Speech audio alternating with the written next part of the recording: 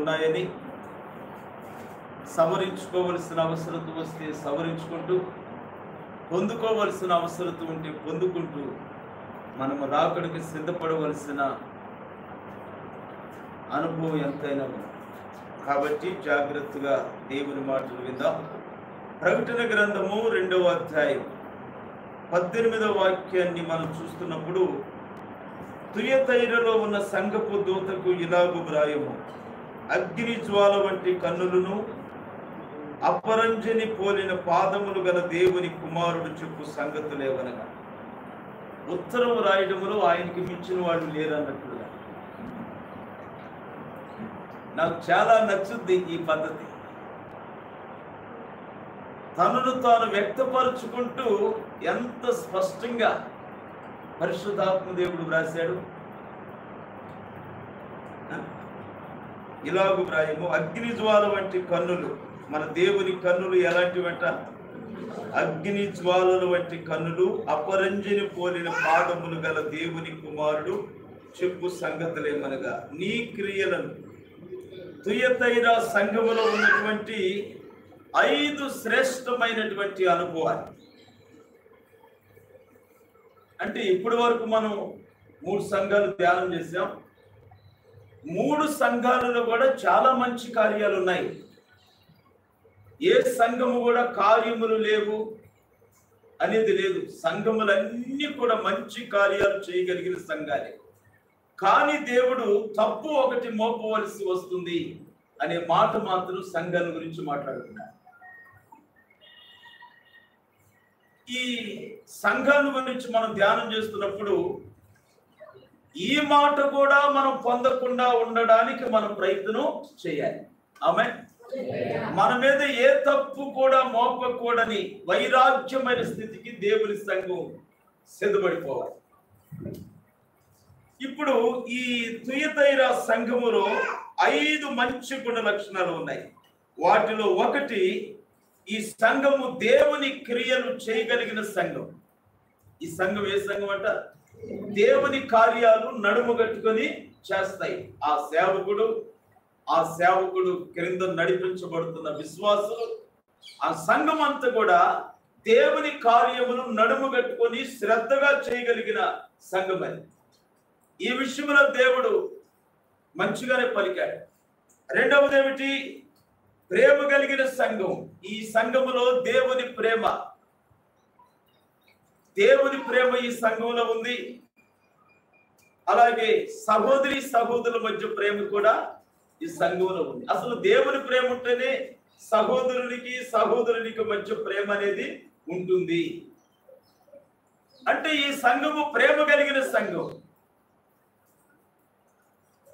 మనం మొదట ఏదో ఒక సంఘం గురించి ధ్యానం చేసాం. అయినను తప్పు ఒకటి నీ మీద మోపవలసి ఉన్నది, నీ మొదటి ప్రేమను నీవు పోగొట్టుకున్నావని దేవుడు మాట్లాడుతున్నాడు. అయితే ఈ సంఘము దేవుని ప్రేమను కూడా సంపాదించుకుని ఉంది.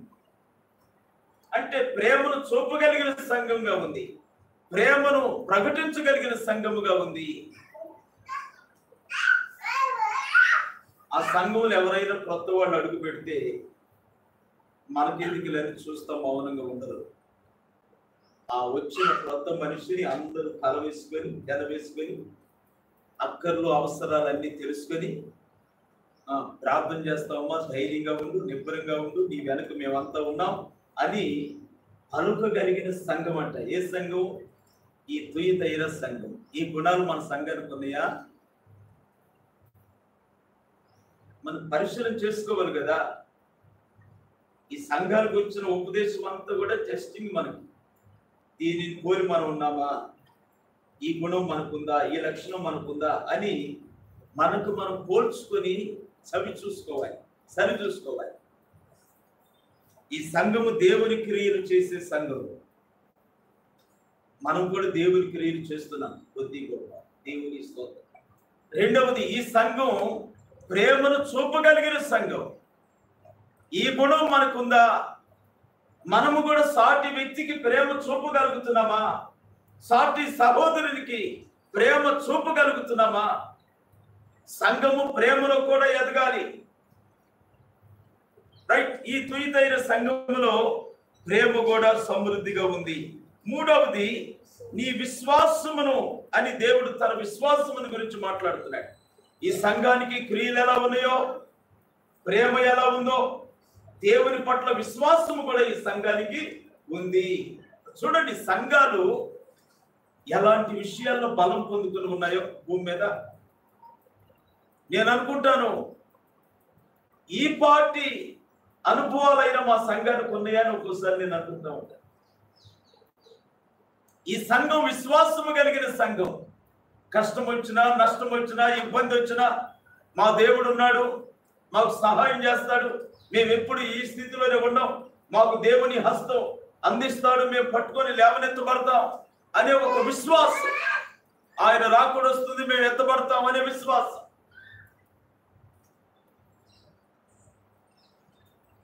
సంఘానికి విశ్వాసం ఉందంటే అర్థమించి సంఘములో ఉన్నటువంటి బిడ్డలందరూ ఇలాంటి విశ్వాసము కలిగి ఉన్నారు. ఆమేన్. మన సంఘము విశ్వాసమును కలిగిన సంఘముగా ఉండాలి. దేవుని క్రియలు చేయగలిగే సంఘముగా ఉండాలి. దేవుని ప్రేమను ఇతరులకు చూపగలిగిన సంఘముగా ఉండాలి. ఇవి సంఘానికి ఉండవలసినటువంటి క్వాలిటీ. సంఘం ఎదుగుదలంటే ఏసీలు పెట్టడం కాదు, జన సంఖ్య పెరగటం కాదు, అలాగే మన పూరిళ్ళన్నీ కూడా తీసేసుకొని మిద్దులు మేడలు కట్టుకోవడం కాదు. సంఘ ఎదుగుదలంటే ఆధ్యాత్మికమైన సంపదలో సంఘము ఎదగాలి. క్రీస్తు యొక్క గుణ లక్షణాలలో సంఘము ఎదగాలి. క్రీస్తు లేకుండానే క్రీస్తు యొక్క గుణ లక్షణాలను మనము లోకానికి చూపగలగాలి. దేవుని రాజ్యంలోకి ఒక మనిషి వెళ్ళక మునిపే దేవుని రాజ్యంలో ఉండే శ్రేష్టత దేవుని సంఘములోనే పొందాలి. లోకం దేవుని సన్నిధికి వస్తే అలా మనం ఉండగలిగితే మన సంఘముల గురించి కూడా దేవదూతల దగ్గర దేవుడు ఇదే సాక్ష్యము చెప్పగలుగుతాడు. ఇంకా నాలుగవ దానికి వెళితే నీ పరిచర్యను, దేవునికి స్తోత్రం. ఈ సంఘము ఏం చేస్తుందట? దేవుని పరిచర్య చేస్తుందట.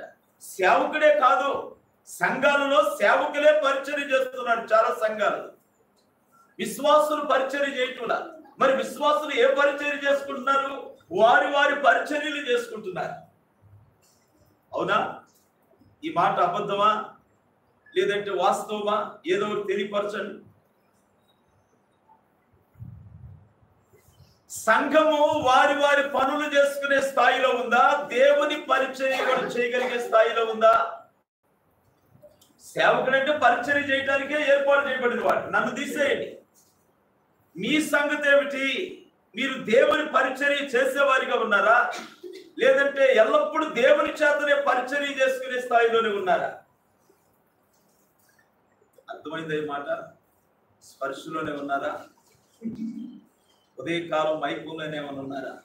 చల్లటి గాలి పడుతుంది, దేవుని స్తోత్రం. పొడి వాతావరణం అడగటం కూడా పొరపాటే. పొడి వాతావరణం కాదు, చల్లటి వాతావరణం అడగటం కూడా పొరపాటే. ఎప్పుడు మనకి ఒక్కపోతుంటే స్పర్శలో ఉంటాం. దేవుని స్తోత్రం. హల్లెలూయా.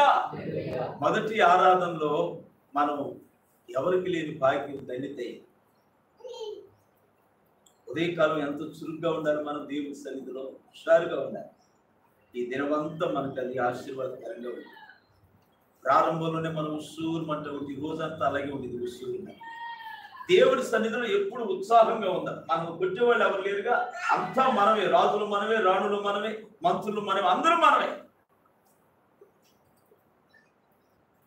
కనుక ఇప్పటి వరకు దేవుని సంఘం దేవుని చేత ముక్కు మూతి తుడిపించుకునే వారిగా ఉన్నారా, లేదంటే ఎదిగిన సంఘమై దేవుని పనులు చేయగలిగే స్థాయికి ఎదిగిందా దేవుని సంఘం?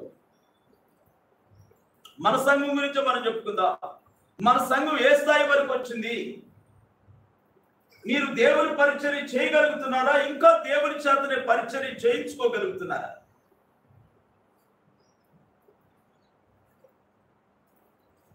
చిన్న పిల్లలకైతే మన పిల్లలు, వాళ్ళకైతే తల్లిదండ్రులు ముక్కు ముతి తొలవాలి, భోజనం తినబెట్టాలి.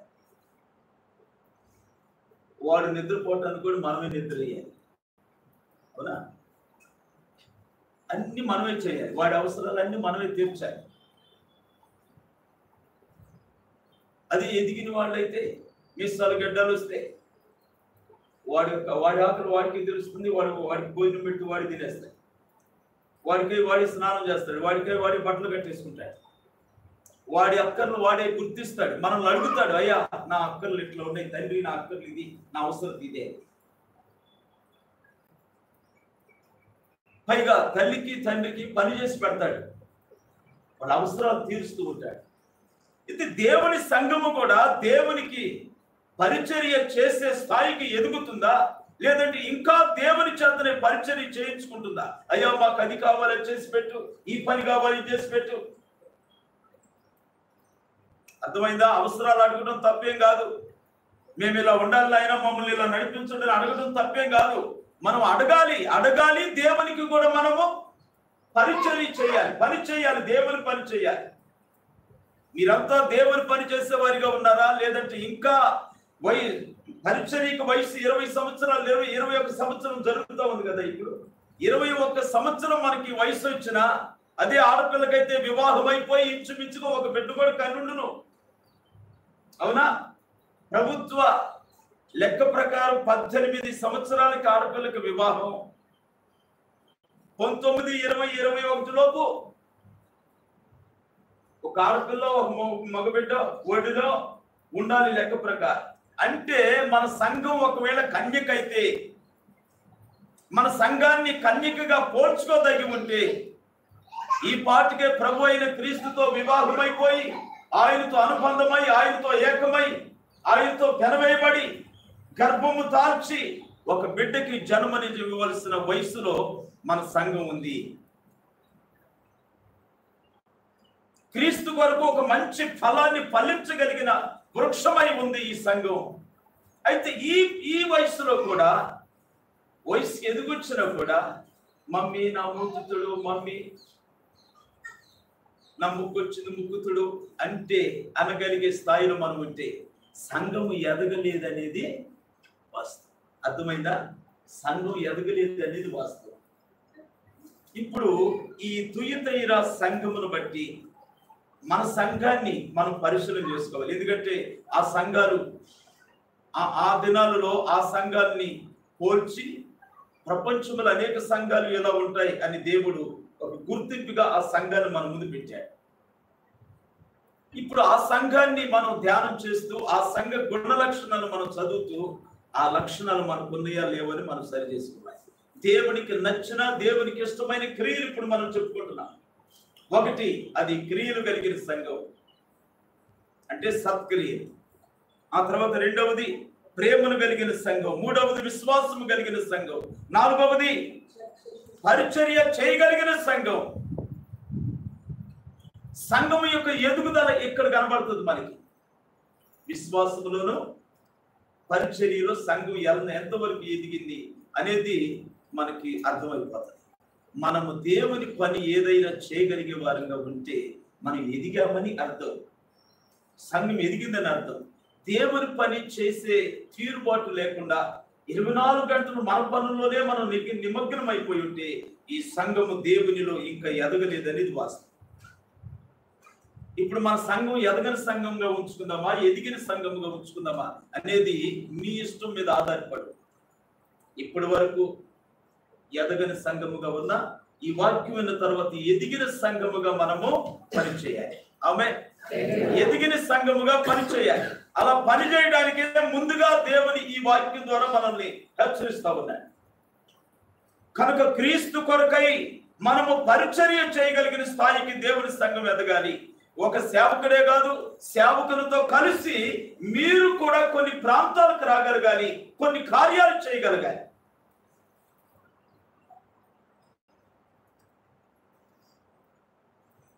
అప్పుడు అది ఎదిగిన సంఘం, ఎదుగుతూ ఉన్న సంఘం.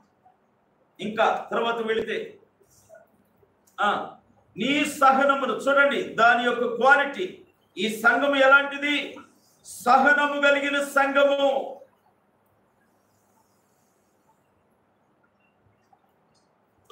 సహనం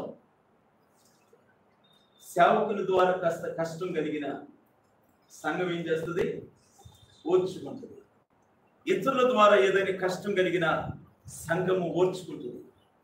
నిందలు వేసిన, అవమానాలు వచ్చిన, ఇబ్బందులు కలిగిన, ఇంత వైరాగ్యంగా నడుస్తున్నాం, మనకేంటి పొదువా లోటు అనే సనుగుడు లేకుండా సహనంతో ఓర్పుగా ఎదురు చూస్తుంది. ఒక తల్లి బిడ్డ కొరకు ఎదురు చూసినట్లుగా. బిడ్డ ప్రయోజకుడయ్యేంత వరకు తల్లి ఓపిక పట్టింది చూడండి. ఇంకెంత కాలంలే, నా బిడ్డ కాస్త ఇంక 2 సంవత్సరాలు ఎదిగితే నా కన్నీడు తోడబడతాయి. ఓర్పుగా ఎదురు చూస్తుంది తన జీవితంలో. అలాగే ఈ సంఘం కూడా దేవుడు తనకి ఇచ్చే బహుమానము కొరకై ఎదురవుతున్న ప్రతి సమస్యలో, ఎదురవుతున్న ప్రతి నిందలో సహనం కలిగి, ఓర్పు కలిగి నడుస్తుందంట దేవుని మార్గంలో. ఏ సంఘం ఇది? తుయతైరా సంఘం. అంటే ఇప్పుడు ఈ సంఘమును పోలిన సంఘాలు ప్రపంచంలో అనేక సంఘాలు ఉన్నాయి. ఎంత సంతోషం! ఇలాంటి గుణ లక్షణాలు కలిగిన సంఘాలు భూమి మీద చాలా ఉన్నాయి. అందుకనే దేవుడు ఈ సంఘము ద్వారా మనకు తెలియపరుస్తున్నాడు. ఇప్పుడు ఇది మనం చెప్పుకున్నాం: క్రియలు, ప్రేమ, విశ్వాసం, పరిచర్య, సహనం. కనుక ఇవన్నీ ఈ సంఘములో ఉండటం నేను ఎరుగుదును అంటున్నాడు దేవుడు. అనగా ఒక సంఘము భూమి మీద ఉన్నప్పుడు ఆ సంఘము యొక్క నడక, ఆ సంఘము యొక్క అంతరంగ భావన, ఆ సంఘము ఏం చేస్తుంది, ఆ సంఘము ఎలా నడిపించబడుతుంది అనే పూర్తి విషయాలు ఎవరు చూస్తున్నారు? చెప్పాలి మీ నోళ్ళతో. ఒప్పుదల లేకుండా దేవుని రాజ్యం వెళ్ళలేరు. నేను ముందుగానే చెబుతున్నాను మీకు జాగ్రత్తగా. ఇక్కడ మీ నోళ్ళు ఒప్పుకొనకుండా దేవుని రాజ్యంలో ఒక్క అడుగు కూడా పెట్టరు. ఇది నా సొంత మాట ఏమి రాదు, నేను చెప్పింది కాదు, నేను కవిరాజ పినిషెట్టి నేను కాదు. దేవుని స్తోత్రం. రోమా పత్రిక చూడండి. నన్ను మీరు మధ్యలో చెడగొట్టి పక్కకు తీసుకెళ్ళిపోతున్నారు మీరే, మౌనంగా ఉండి. ఆ నేరం నాది కాదు, మీది. రోమా పత్రిక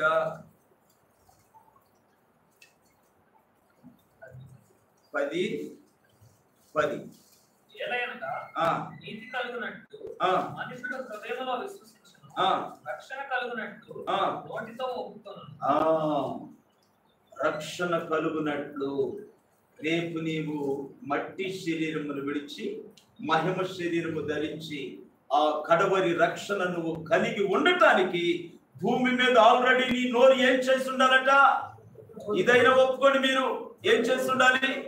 ఒప్పుకొని ఉండాలి. ఒప్పుకొని ఉండాలి. ప్రతి తప్పును ఒప్పుకోవాలి, ప్రతి నీతిని ఒప్పుకోవాలి, ప్రతి ఒప్పును ఒప్పుకోవాలి.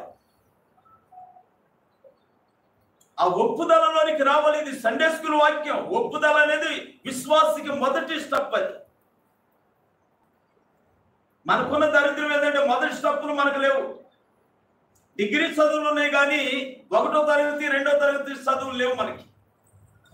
అమ్మని పదాన్ని రాయలేకపోతున్నాం. ఏం మాట్లాడతాం? ఇంగ్లీష్లో మాట్లాడుతున్నాం, బ్రహ్మాండంగా మాట్లాడుతున్నాం, డిగ్రీ స్థాయిలో మాట్లాడగలుగుతున్నాం. కానీ అమ్మ అంటే ఏమిటో రాయలేకపోతున్నాం. అంటే 1వ తరగతి 2వ తరగతి అనుభవాలే లేవు మన జీవితంలో. ఒక మనిషి దేవుని సన్నిధికి వచ్చి మొదటిగా దేవునిలో వేసే అడుగులే మనకు లేకుండా పోయింది. చేతులెత్తి స్తోత్రం చెల్లించడం కానీ, నోరారా దేవునికి స్తోత్రం అని పలకడం కానీ, వాక్యములు ఏదైనా ఒక క్వశ్చన్ వస్తే దానికి ఆన్సర్ చెప్పడం కానీ, అవునంటం కానీ కాదంటం కానీ, ఇలాంటి స్పర్శ లేని పక్షవాతము కలిగిన సంఘముగా మీరు ఉండటం నాకు చాలా బాధకరం. 21 సంవత్సరాలు వచ్చినా కూడా కోపంతో చెబితేనేమో అలిగి మానేస్తున్నారు, ప్రేమతో చెబితేనేమో గట్టిగా మొండిగా నిలబడుతున్నారు. ఇక ఎలా నడిపించాలి దేవుని సంఘాన్ని? ఏ విధంగా నడిపించాలి? అవును కాదంటానికి కూడా ఎందుకంత బద్ధకం?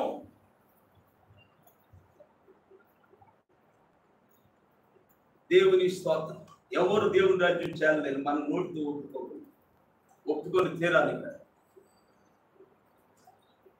ఎవరు భూమి మీద నన్ను గురించి ఒప్పుకుంటారో వారిని గురించి నా తండ్రి ఎదుట నేను ఒప్పుకుంటాను అన్నాడు మత్తయి సువార్త. సంఘం దేవుని దగ్గరికి వెళ్దామని సామాన్యమైన సంగతి కాదండి.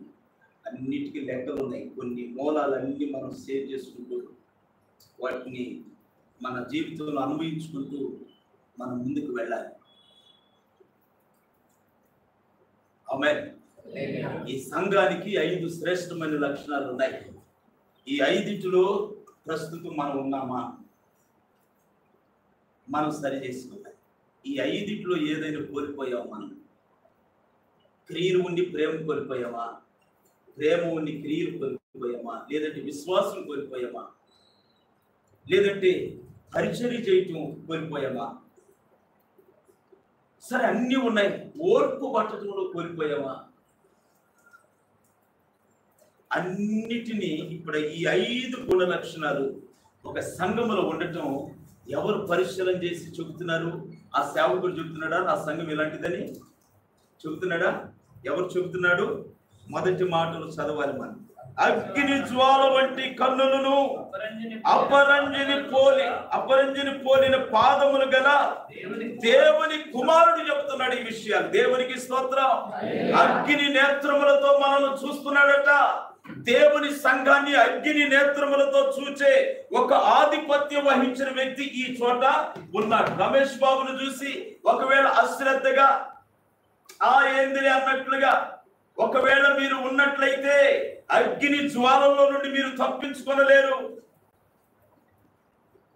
అగ్ని జ్వాల వంటి నేత్రములు కలిగిన వాడు మిమ్మల్ని గమనిస్తా ఉన్నాడు. జకరియా గ్రంథంలో మనం చూస్తే 7 నేత్రములు కలిగిన వ్యక్తి అని దేవుని గురించి వ్రాయబడింది. 7 నేత్రములు కలిగిన వాడంట.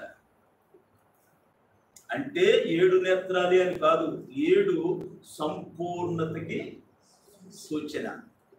సంపూర్ణతకు సూచన. అన్ని ప్రాంతాలను ఒకేసారి చూడగలిగిన మహనీయుడు, అన్ని ప్రాంతాలలో ఒకేసారి ఉండగలిగినటువంటి దేవుడు, అంత కోట్ల మంది జనులతో ఒకేసారి మాట్లాడగలిగిన దేవుడు. ఆమేన్. ఒకేసారి మాట్లాడగలిగిన దేవుడు.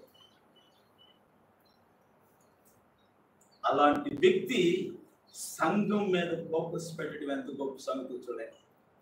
సంఘం మీద ఆయన దృష్టి పెట్టడం ఎంత గొప్ప సంగతి చూడండి. ఆయన దృష్టి పెట్టింది కాకుండా అన్ని లిఖితం చేస్తున్నాడు. ఎస్, దీనికి విశ్వాసం ఉంది, దీనికి మారు మనసు ఉంది, దీనికి సహనం ఉంది, ఈ సంఘానికి ప్రేమ ఉంది, ఈ సంఘానికి అది ఉంది, ఇది ఉంది, అన్ని లిఖించేస్తున్నాడు. నువ్వు సంఘానికి 5 వయసులు ఖర్చు పెట్టినా లిఖించేస్తున్నాడు దేవుడు. సంఘానికి ఒక చాప తీసుకొచ్చేసిన దేవుడు లిఖించేస్తున్నాడు.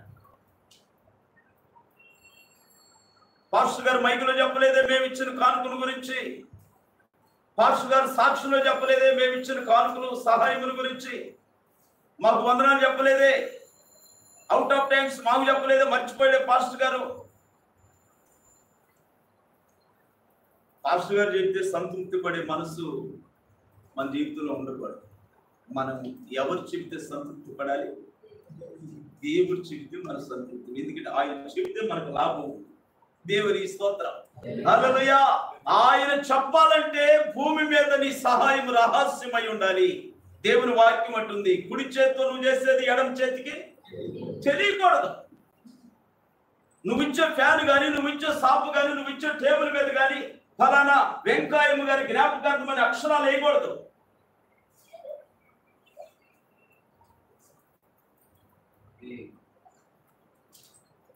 ఇంత కట్టుదిట్టంగా ఉండటం ఎంత బాధకరంగా ఉండేది కదా. దేవునికి స్తోత్రం. ఎంతో బాధకరం. అయితే ఇదే మనకి క్షేమకరం. ఆమేన్. కనుక ఈ తుయతైర సంఘములో 5 శ్రేష్టమైన గుణ లక్షణాలు ఉన్నాయి. అంతవరకు ఓకే. కానీ ఆయన అంటాడు, నీ మొదటి క్రియల కన్నా నీ కడపటి క్రియలు మరి ఎక్కువైనాయని నేను ఎరుగుతాను. దేవునికి స్తోత్రం. ఈ విషయంలో మాత్రం మన సంఘం వెనకబడింది అని నేను చెప్పగలను.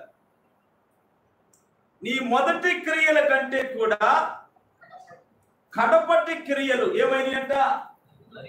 మరి ఎక్కువైనాయంట. ఇది విపరీతమైన బుద్ధి. నశించేవాడికి విపరీతమైన బుద్ధి పుట్టిందంట. సాగుబడి వాడికి చూడండి, అన్ని దినాలు నాశించింది. నాకు అది తెచ్చిపెట్టి, నాకు ఇది తెచ్చిపెట్టు, ఏది వీటికి ఎంత ఆశపడుతుంది. అప్పుడే మనం అర్థం చేసుకోవాలి, ఈ చీటి చిరిగిపోయేదానికి రెడీగా ఉంది. దేవునికి స్తోత్రం. ఈ సంఘము పతనమయ్యేదానికి ఇది విపరీతంగా, అంటే త్వరితంగా ఎదుగుతుందంట. మొదట ఉన్న దానికంటే చివరిలోకి వచ్చేసరికి ఇంకా ఇంకా ఇంకా యోసేపుని గురించి దేవుడు మాట్లాడుతూ, యోసేపు అంచెలంచెలుగా ఎదుగుతాడు. దేవుని యొక్క ఆశీర్వాదం ఎప్పుడు కూడా మనిషిని అంచెలంచెలుగా నడిపిస్తుంది, అంచెలంచెలుగా ఎదుగుతాడు. మొదటి కాలినడకతో నడిచిన వాడు సైకిల్ కొనుక్కోగలుగుతాడు, ఒకేసారి కారు కొనలేడు. ఒకేసారి కారు కొన్నాడంటే సైకిల్ అయినా లేకుండా, బైక్ అయినా లేకుండా ఒకేసారి కారు కొన్నాడంటే ఏమిటి అర్థం? ఒకేసారి కారు మొత్తం కూడా మళ్ళీ పోయేదానికి అవకాశం ఉందని అర్థం. అదే స్థిరమైనదైతే ముందు సైకిల్ కొనుక్కుంటాడు, తర్వాత బైక్ కొనుక్కుంటాడు, తర్వాత కారు కొనుక్కుంటాడు. ఇలా అంచెలంచెలుగా ఎదుగుతాడు. యోసేపు యొక్క ఎదుగుదల యోబు గ్రంథంలో మనం చూస్తే, మనం దేవుని జాగ్రత్తగా వెదికినప్పుడు, ఆయన యందు మనం నడవవలసిన రీతిగా నడిచినప్పుడంట, మన నీతిని బట్టి అతని నివాస గృహము ఎదుగుతుందంట. మొదటి స్థితి కంటే చూడండి అన్నమాట. యోబు గ్రంథం 8:5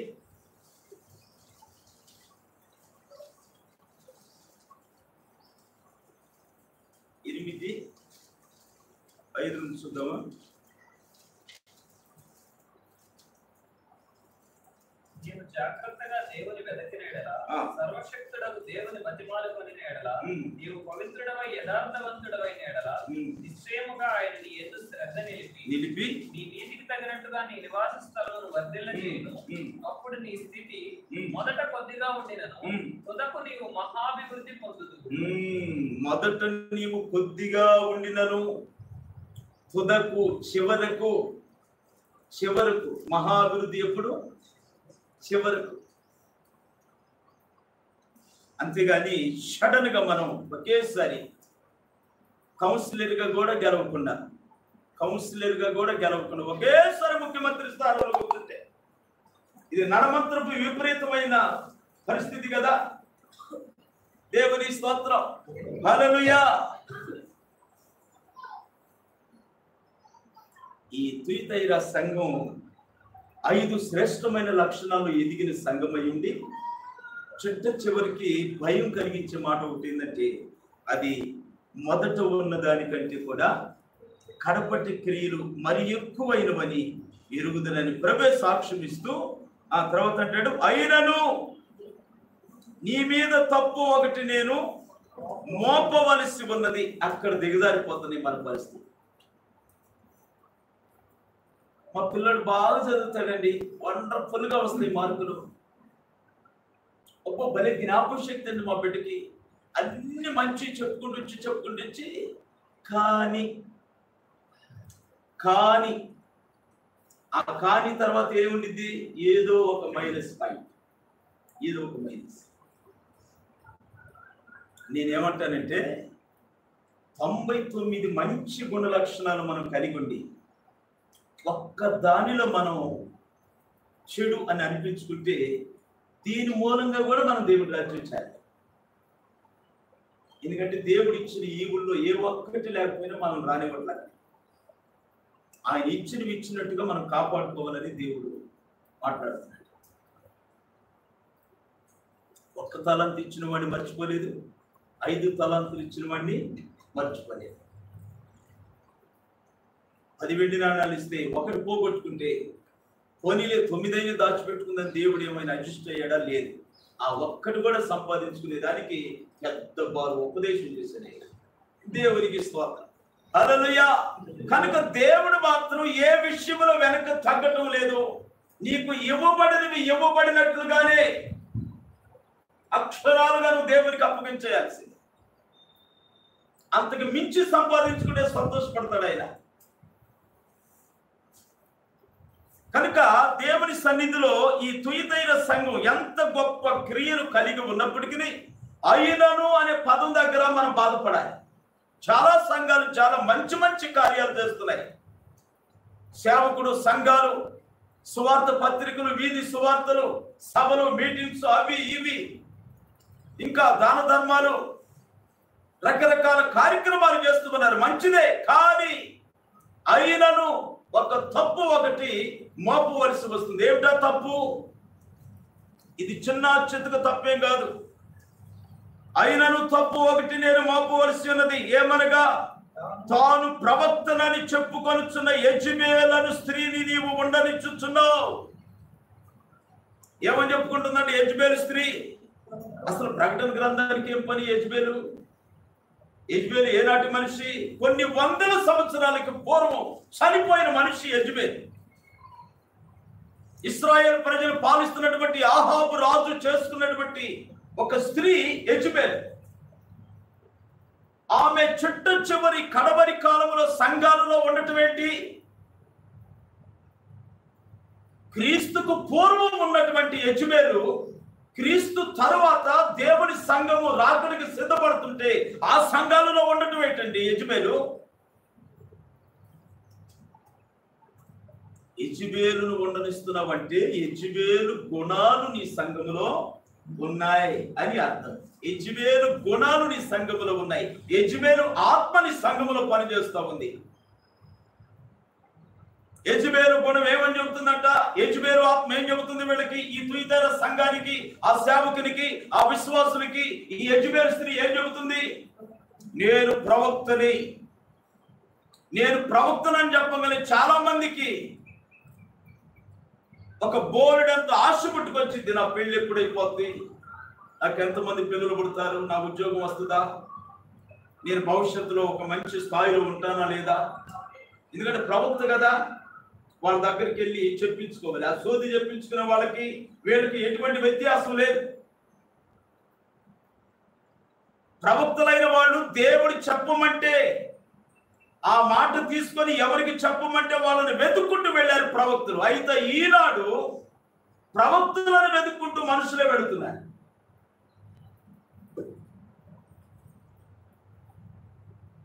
రెండోది, ఆనాడు ప్రవక్తలు దేవుడు చెప్పమని వారికే చెప్పారు, తర్వాత ఇంకెవరికి చెప్పలేదు. ఈనాడు ప్రవక్తలు ఎంతమంది వాళ్ళ ముందుకెళ్తే అంతమందికి చెప్పేస్తూనే ఉంటారు. దేవునికి స్తోత్రం. నేను ఇవన్నీ గమనిస్తూ ఉంటాను. అప్పుడు ఈ సంఘానికంట నేను ప్రవక్తనని చెబుతుందంట. అయితే ఈ ప్రవక్త ఎవరు? ఇప్పుడు బైబిల్లో వ్రాయబడింది కాబట్టి మనం గమనిస్తున్నాం. కానీ ఆ ప్రవక్తల మీద యెజబెలు ఆత్మ, యెజబెలు అని వ్రాయబడదు. చూడండి, భూమి మీద ఉన్న ఇప్పుడు పనిచేస్తున్న ప్రవక్తల మెడలో యెజబెలు అని వ్రాయబడదు. వాళ్ళు ప్రవక్తలని చెప్పబడతారు. అయితే వాళ్ళ రహస్యమును దేవుని వాక్యం బయటపెడుతుంది. దేవునికి స్తోత్రం. హల్లెలూయా. వాళ్ళ రహస్యము. ఇప్పుడు మనం వెళ్ళి ప్రతి ప్రవక్త దగ్గరికి వెళ్ళి నువ్వు యెజబెలువే, మాకు దేవుని వాక్యం చెప్పిందంటే నీ చంపాటు ఇటు పగలగొట్టి పంపిస్తాడు. మనం అలా ముఖం మీద నిలబడి నువ్వు యెజబెలు అనే ఛాన్స్ మనకి దేవుడు ఇవ్వాలి. ఇది తీర్పు. మనం ఎదుటి మనిషికి తీర్పు తీర్చే అధికారం దేవుడు మనకి ఇవ్వదా? అయితే మరి ఎందుకు ఈ మాట చెప్పాడు? తెలుసిన? మనము ఆ యెజబెలు ఆత్మని, ఆ ప్రవక్తలో యెజబెలు ఆత్మ పనిచేస్తున్నట్టు మనం గుర్తించి మనం సైలెంట్, మనం దానికి దూరం అయిపోవాలి. అందుకని దేవుడు చెప్పాడు ఈ మాట. యెజబెలును ఉండనిస్తున్నావు. తర్వాత ఏమన్నాడు? జారత్వము చేయడానికి, విగ్రహాలకు బలి ఇచ్చిన వాటిని తినడానికి. ఆ ప్రవక్త విశ్వాసులు కాదు, దాసులకే బోధిస్తుంది. అంటే మాలాంటి వాళ్ళకే బోధిస్తున్నాడు ప్రవక్త మాలాంటి వాళ్ళకే బోధిస్తున్నాడు. ప్రవక్తలండి ఒకసారి మీ కళ్ళలో తీసుకొని ప్రవక్తలు ఎలా ఉంటారు? సూటు, బూట్లు, అబ్బో వాళ్ళ హంగామా, రకరకాల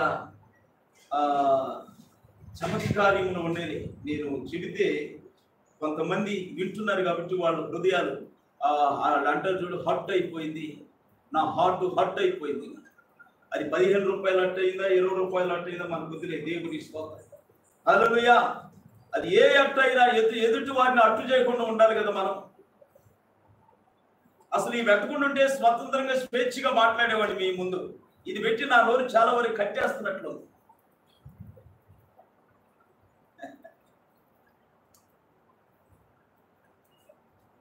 ప్రవక్తలు పరిశుద్ధమైన వస్త్రాలు శరీరం మీదకి వేసుకునే దానికి ఇష్టం లేని వాడు ప్రవక్త. దేవుని సన్నిధి సముఖంలోనికి వచ్చేటప్పుడు కాలు బూటు విప్పి రావాలి అనే జ్ఞానము లేని వాడు ప్రవక్త అని చెప్పుకుంటాడు.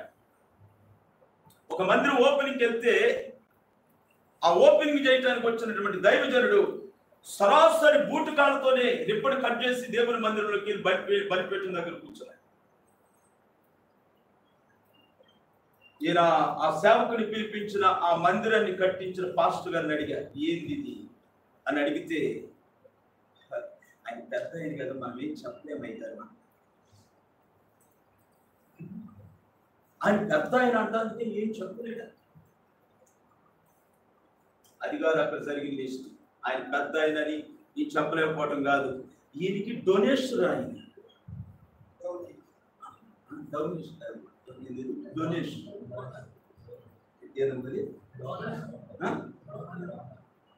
డోనర్ అంటే నెల నెలకి ఎంతో కొంత ఆ సేవకునికి ఆయన పంపిస్తున్నాడు. ఆయన పంపిస్తున్నాడు కనుక ఈ సేవకుడు కూడా బూటేసి చక్కగా నున్నగా చక్కగా జీవిస్తా ఉన్నాడు. దేవుని స్తోత్రం. పిల్లల్ని హాయిగా పెద్ద పెద్ద చదువులు చదివించుకుంటున్నాడు. ఏమా నా వల్ల కాలేదు నా పిల్లల్ని పెద్ద చదువులు చదివించాను. మరి మాట తిన్నగానే మాట్లాడతాను, గట్టిగానే మాట్లాడతాను, సూటిగానే మాట్లాడతాను, యథార్థంగానే చేస్తున్న దేవుని సేవ. నా పిల్లలు చదివించుకుంటానికి కదా, బండికి ఒకసారి రిపేర్ వస్తే బాగు చేయించుకుంటాను కూడా.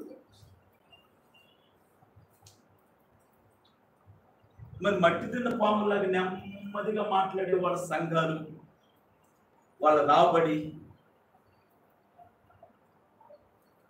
నేను నోరు తెరిచి చాలా మంది బాధపడతారు సేవకులు. వాళ్ళని బాధ పెట్టడం ఎందుకంటే నేను చాలా వరకు మౌనంగా ఉంటున్నాను. పెద్ద పెద్ద చదువులు విదేశాలు పంపిస్తున్నారు వాళ్ళ పిల్లల్ని, విశ్వాసుల పిల్లలేమో అడుగు తింటున్నారు. కష్టపడి పని చేసుకునే వాళ్ళ పిల్లలేమో అడుగు తింటున్నారు. 4 మాటలు చెప్పి ప్రార్థన చేసినటువంటి సేవకుడి పిల్లలేమో విదేశాల్లో ఉంటున్నారు. అదేమనంటే దేవుడు మమ్మల్ని ఆశీర్వదించాడు. ఇప్పుడు నేనేమనుకోవాలి, నా పిల్లలు విదేశాలకు వెళ్ళలేదు, పెద్ద చదువు చదవలేదు, కాయ కష్టం చేస్తున్నారు. ఇప్పుడు నేనేమనుకోవాలి, నేను కూడా దేవుని సేవ చేస్తున్నాను, నా పిల్లలు ఎందుకు ఇలా, వాళ్ళ పిల్లలు ఎందుకు అలా అంటే యేసు ప్రభు పక్షపాతి అని నేను అనుకోవాలిగా.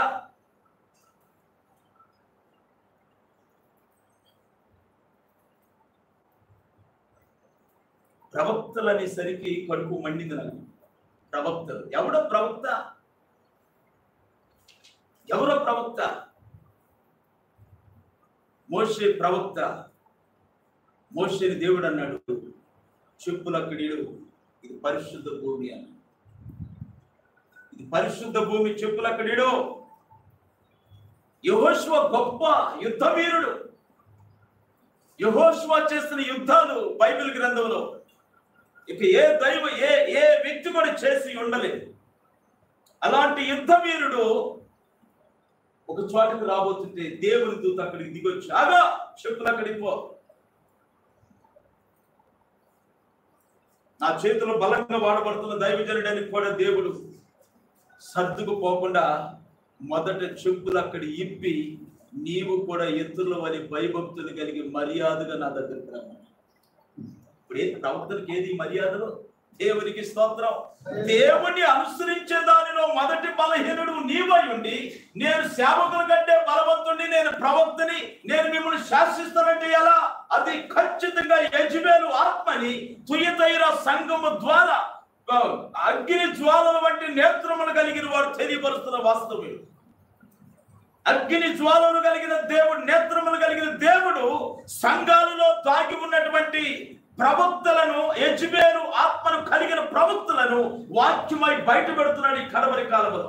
మనము ప్రవక్తలను ఏ కొంపకి వెళ్ళాల్సిన పని లేదు, ప్రవక్తలను ఏ సంఘానికి వెళ్ళవలసిన పని లేదు. మనకి దేవుని మాట అవసరమై ఉంటే, నా నోట దేవుని మాటను నేను మింగి మీకు చెప్పకుండా ఆపి ఉంటే, అప్పుడు మీకు ప్రవక్త అవసరం. ఒక దైవ సేవకుడు మిమ్మల్ని వెతుక్కుంటూ మీ దగ్గరకు వచ్చి వాస్తవాన్ని మీకు చెబుతాడు. ఎప్పుడు యాజకుడు కుక్కై మొరగని కుక్కగా ఉన్నప్పుడు. అర్థమైందా? యాజకుడు అంటే నేను దేవుని వాక్యాన్ని సూటిగా, యథార్థంగా, వాస్తవంగా ప్రకటించలేని మొరగని కుక్కగా నేను ఉన్నప్పుడు, అప్పుడు మీకు వాక్యం అవసరం కనుక అప్పుడు మరొక వ్యక్తిని ఈ స్థలానికి పంపి మీకు వినిపించి మళ్ళీ తీసుకెళ్తాడు. వాడు ప్రవక్తలు. నేను మొరగని కుక్కనా, మురిగే కుక్కనా? నా దగ్గర నా సాక్షి మీ దగ్గర బోర్డు అంత ఉంది. దేవుని స్తోత్రం. హల్లెలూయా. గొప్ప సంగతి ఏంటంటే, జనాలు నచ్చని సంగతి ఏంటంటే, మనిషి బ్రతికినప్పుడు ఎవరు మెచ్చుకోరు, ఎవరు మెచ్చుకోరు. చచ్చిపోతాడే, అబ్బా ఏం మెచ్చుకుంటారు, ఏం మెచ్చుకుంటారు, ఏం మెచ్చుకుంటారు, ఏం మాట్లాడతారో. నాకు భలే బాధ కలుగుతుంది. మనిషి ఉండగానే మనిషి మంచితనాన్ని మనం ఆ మనిషి ముందే మనం నీలో ఈ మంచితనం ఉంది అని మనం ఒప్పుకుంటుంటే, అది విని తన జీవితంలో సంతృప్తి పడతాడు. నేను ఒక వీడియో చూశాను ఫోన్. అతను ఒక శిల్పకారి. ఒక తండ్రిని పోగొట్టుకున్న కుటుంబం ఉంది. ఆ కుటుంబంలో వివాహం జరుగుతున్నప్పుడు, మా తండ్రి లేకుండా మేము వివాహం ఎలా చేసుకుంటాం అని కుమారులు అనుకుని, ఆ తండ్రిని పోలి ఒక విగ్రహాన్ని తయారు చేయమన్నాడు ఒక శిల్పి దగ్గర. ఆ శిల్పి వాళ్ళ తండ్రి గారి విగ్రహాన్ని ఎంత చక్కగా చేశాడంటే, ఆ పెళ్లి జరుగుతున్నప్పుడు ఆ పెళ్లి కుమారుడు పక్కన ఆ పెళ్లిలో ఆ విగ్రహాన్ని కూర్చోబెడితే,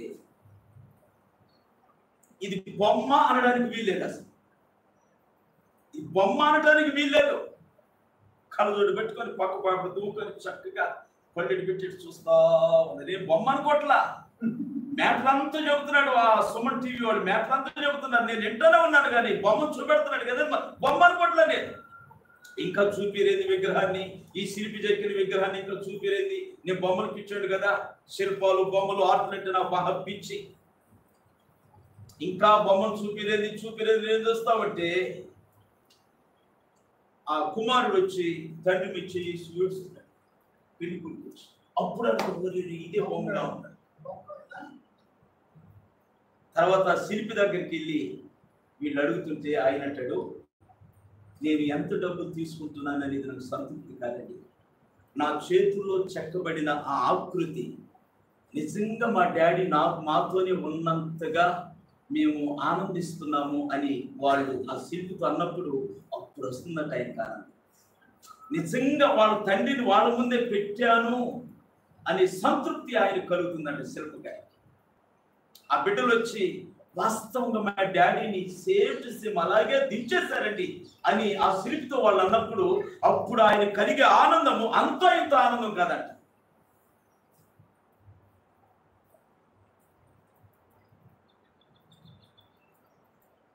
దేవుని స్తోత్రం. నాకైనా అనిపోతుంది కానీ మీరు స్తోత్రం అని కూడా అంటలేదుగా. చెయ్యద్దరు, నోరు బెదపరు, హాయిగా ఖాళీ గడుపుతూ వస్తారు కదా, కాస్త కొద్దిగా అట్లా ఇట్లా చేతులు ఎత్తితే ఆకలి ఎక్కువైపోతేమోనని కదలకుండా ఉంటారు. ఆమె అనగా అక్కడికి వెళ్ళి పడిపోతారు.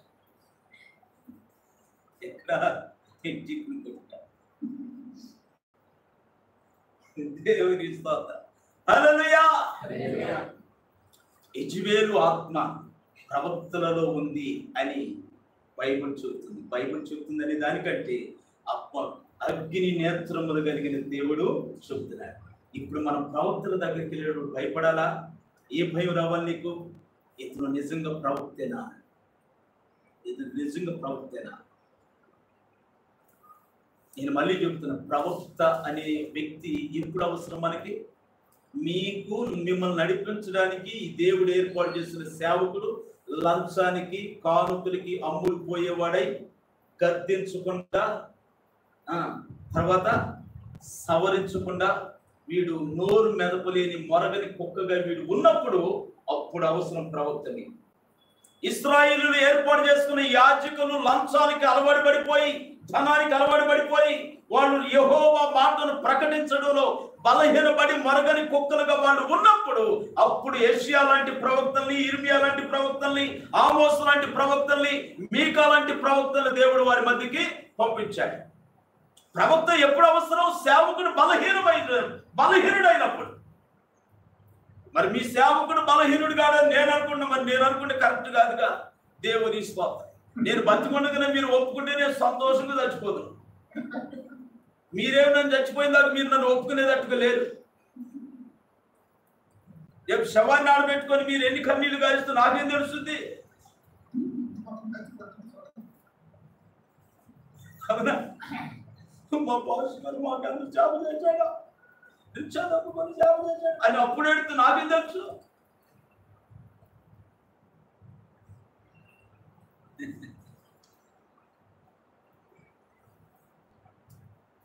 దేవుని స్తోత్రం. ఈ యెజెబెలు యొక్క ఆత్మ ప్రవక్తలలో పనిచేస్తుందట.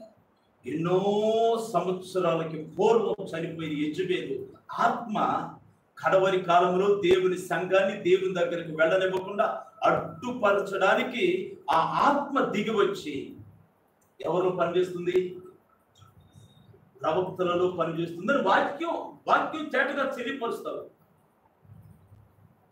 వాళ్ళు చెబుతున్నారంటే మేము ప్రవక్తలమని. కొంతమంది దైవ సేవకులు మనం మీటింగ్స్కి ఆహ్వానిస్తే అయ్యగారు రెవరెండ్ అని వేయాలా, బిషప్ అని వేయాలా, పాస్టర్ అని వేయాలా, బ్రదర్ అని వేయాలా, లేదంటే ప్రొఫెట్ ప్రవక్త అని వేయాలా అని అంటే కొంతమంది రెవరెండ్ అంటారు, కొంతమంది ప్రవక్త అని వేయంటారు, కొంతమంది 9 వరములు కలిగిన దైవజనులు అని వేయంటారు. వీళ్ళంతా ఎవరండి? వీళ్ళంతా ఎవరు?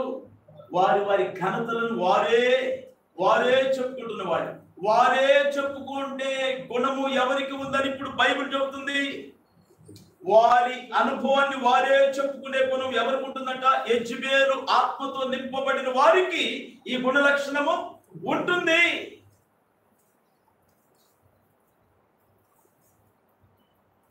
ఇప్పుడు ఈ వాక్యం ఎంత తాపేసి అసలు యెజెబెలు గుణ లక్షణాలు ఏమిటో మనం చూడాలి. ఒక 4 విషయాలు నేను విజ్ఞాపనం చేస్తాను. ఒక అరగంట టైం ఉంది మనకి. 4 విషయాలు బైబిల్ గ్రంథం. యెజెబెలు గుణాలు అంటే సంఘములో దాగిన యెజెబెలు లక్షణాలు. ఒకవేళ మన సంఘములో యెజెబెలు లక్షణాలు ఒక్క లక్షణం ఉన్నా కూడా మన 21 సంవత్సరాల ప్రయాసం ఏమైపోయింది? వ్యర్థమైపోయింది. అందుకని జాగ్రత్తగా మనం దీనిని పరిశీలన చేయాల్సిన అవసరం ఉంది.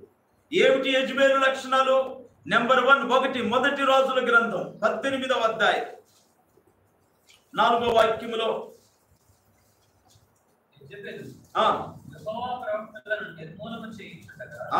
యెజెబెలు ఏం చేస్తుందట? యెహోవా ప్రవక్తలను, యెహోవా దైవ సేవకులను ఏం చేస్తుంది? అది నిర్మూలన చేస్తుంది. దాని లక్షణం అది, దాని గోల్ అది, దాని ఉద్దేశం అది. యెజెబెలుకున్న లక్షణం ఏంటి అంటే ఇప్పుడు ఆత్మగా ఉన్న యెజెబెలు గురించి నేను చెప్తుంది. ఆత్మను, శరీరమును, ప్రాణము కలిగిన యెజెబెలు గురించి చెప్తున్నాను. రియల్ గా ఉన్న యెజెబెలు లక్షణాన్ని నేను చెప్తున్నాను. ఇప్పుడు ఆహాబు భార్యగా ఉన్న యెజెబెలు గురించి నేను మీకు చెబుతున్నాను. అసలు ప్రకటన గ్రంథంలో 7 సంఘాలలో ఒక సంఘము, తుయతైర సంఘములో దాగి ఉన్న యెజెబెలు రియల్ గా భూమి మీద ఉన్నప్పుడు అది ఎలా నడిచింది, ఎలా ప్రవర్తించింది అనే విషయాన్ని నేను మీకు బైబిల్లో చూపిస్తున్నాను. ఆ యెజెబెలు ఏం చేస్తుందట? దాని గుణం ఏంటి? దాని ఉద్దేశం ఏంటి? యెహోవా సేవకులను అది నిర్మూలము చేయాలి. దాని లక్షణం అది. నేను అనుకుంటాను సాతాను గారి కాలేజీలో హైమోస్ట్ విద్యార్థి అనుకుంటా యెజెబెలు. ఇదేనా? సాతాను గారు పెట్టిన కాలేజీలో హై మోస్ట్ విద్యార్థి యెజబెల్. ఇక యెజబెల్కి మించిన చదువు ఎవరు చదవరా? అందుకని వాడి లక్షణాలన్నీ ఈమె కలబోసాడు, వాడి ఉద్దేశములన్నీ ఈ మనుషులు కలబోసాడు.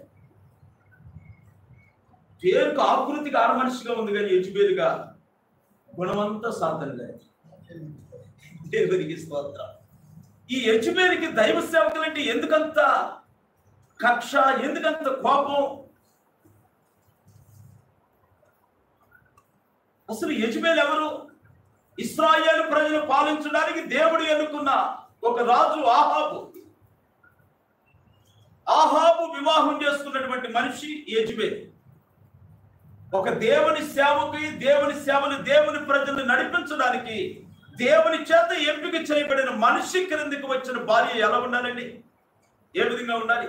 మీకు ప్రాక్టికల్ గా చెప్తాను. మరి జోసెఫ్ ఉన్నాడు, వాడు దేవుని బిడ్డ, క్రీస్తు రక్తంలో కడుగుబడిన వాడు, సంఘాన్ని అనుసరిస్తూ నడుస్తున్నటువంటి వాడు. ఇప్పుడు ఆ బిడ్డకి ఒక భార్య వచ్చింది. ఆ పిల్ల ఎలా ఉండాలి? ఎలా ఉండాలి? వాడు భక్తి కలిగిన వాడు కనుక వాడి భక్తులకి ఆ బిడ్డ కూడా రావాలి. కాసేపు ఆ బిడ్డ భక్తి కలిగిన బిడ్డని మనం మర్చిపోదాం. పిల్ల కూడా బాప్తిసం తీసుకుంది మర్చిపోదాం. ప్రార్థనకు వచ్చే మనిషి, దైవ సేవకుని ప్రేమించే పిల్లే నేను కళ్ళతో చూశాను. వివాహం చేసుకుని ఇక్కడికి వచ్చే ముందు వాడు పాస్టర్ గారిని గట్టిగా పొట్టలు గట్టిగా వాటేసుకుని ఏడుస్తుంది. దైవ సేవకునికి విశ్వాసకి మధ్య ఉన్న దైవ ప్రేమ మంచిదే. కాసేపు ఆ భక్తిని తీసి పక్కన పెడదాం. ఎవరో లోకంలో నుండి వచ్చిన పిల్ల భక్తి కలిగిన వాడికి భార్యగా వచ్చింది. ఇప్పుడు భర్తలో ఉండే భక్తిని ఆమె ఏం చేయాలి? ధరించుకోవాలి. ఆ మాట మాట్లాడిన వ్యక్తి ఎవరు బైబిల్లో? ఎవరు? రూతమ్మ. భర్తతో అనలేదు, భర్త తల్లితో అంటుంది. భర్త లేకపోయినా, అత్తయ్య నీ దేవుడే నా దేవుడు, నీ జనమే నా జనము, నీ ఊరే నా ఊరు, మరణము తప్ప నిన్ను నన్ను వేరు చేసేది మరొకటి నేనే లేదు, ఉండకూడదు. ఎవరామె? రూతమ్మ ఎవరు?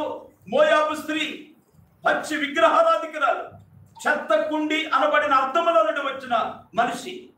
భక్తి కలిగిన రూతమ్మకి, ఆ భక్తి కలిగిన నయోమికి, ఆ భక్తి కలిగిన కుటుంబంలో ఆ లోకస్తురాలు అడుగు పెట్టేటప్పుడు తన భక్తిహీనతను, విగ్రహారాధన విడిచిపెట్టి భక్తి కలిగిన అనుభవాన్ని ధరిస్తూ ఉంది.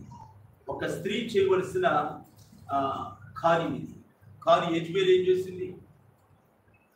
యెజబెల్ లోక విగ్రహారాధకుల, ప్రార్థన కలిగిన వ్యక్తి దగ్గరకు వచ్చింది, దేవుని ప్రజల మధ్యకి వచ్చింది. వచ్చినప్పుడు ఈ దేవుని దేవునిగా స్వీకరించాలి, ఈ భక్తి కలిగిన మార్గంలోనికి తను రావాలి.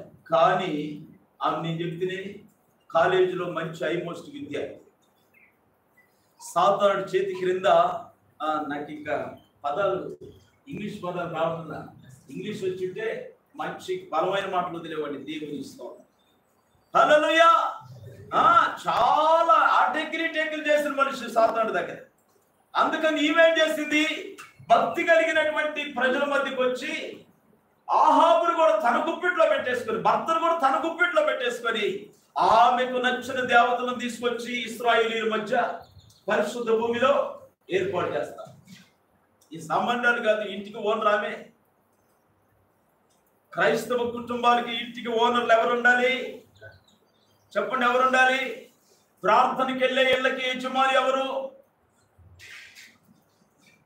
ఇది కూడా మీకు ఇష్టం లేదా? ఆడ మనుషులు యజమానులుగా ఉండాలా? ప్రార్థనకి వెళ్ళే వాళ్ళకి మగ మనుషులు ఏం చేయాలి? ఒకసారి టువారిపాలెంలోని ఒక ఇంటికి వెళితే వాడు నాటికి కొట్టుకొని చూస్తాడు. పాస్టర్ గారు వెళ్తే నాటికి టీవీలు కట్టేయాలని జ్ఞానం కూడా కొంతమంది. అందుకని పాప టీవీ ఆన్లోనే పెట్టి నాతో మాట్లాడుతున్నాను. నేనేం చేస్తున్నాను? వీళ్ళతో మాట్లాడితేనే టీవీ మీద అటు చూస్తాను. నేను కూడా నాటికి చూస్తూ ఉంటే అందరూ ఆ ఫ్యామిలీ అంతా నిలబడుకుని ఉన్నారు. స్త్రీలు మాట్లాడుతున్నారు. నాటికల్లో ఆడవాళ్లే ఎక్కువగా మాట్లాడతారని నాకు ఆ రోజు అర్థమైంది. ఆడవాళ్లే మాట్లాడుతున్నారు, మగవాళ్ళు ఏమో చేతులెట్టు పెట్టుకుని, చేతులెట్టుకోరు కదా, పెట్టుకుంటారు. ఇట్లా ఆలోకిస్తూ ఉన్నారు. ఇక్కడ పాత్ర ఏమీ లేదు, ఆలోకిస్తూ ఉన్నారు. అంత ఆడోళ్ళే మాట్లాడేస్తున్నారు. అంటే నాటికల్లో ఆడోళ్ళకే పై చెయ్యి. అందుకని నాటికలు చూసే వాళ్ళందరి ఇళ్లలో ఆడోళ్ళదే పై చెయ్యి. అవునా? దేవుని స్తోత్రం. శ్రీ సినిమా చూసి వెంకటేశ్వర థియేటర్ నీ బయటకు వచ్చినప్పుడు తెచ్చేవాడిని బిగించు.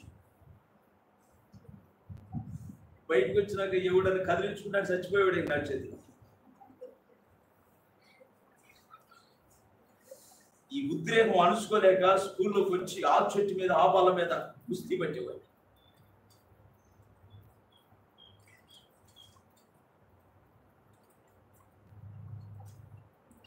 సినిమా ఒక గంట ఆడే సినిమా చూస్తేనే వైబ్రేషన్ ప్రతి నరములోకి వచ్చేస్తే దాని వైబ్రేషన్.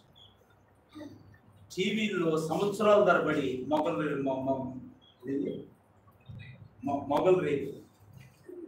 రేపులు చూస్తా సంవత్సరాల తరబడి కదా అది నడిచింది.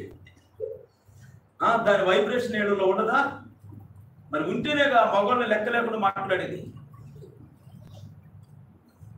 ప్రార్థనకు వచ్చేవాళ్ళు ఎవరు నాటికలు చూడరు. బైబిల్ అక్కడ ఉందంటే నేను చెప్పలేదు, కానీ నా ఆత్మ చెబుతుంది నేను నాటికలు చూడకూడలే.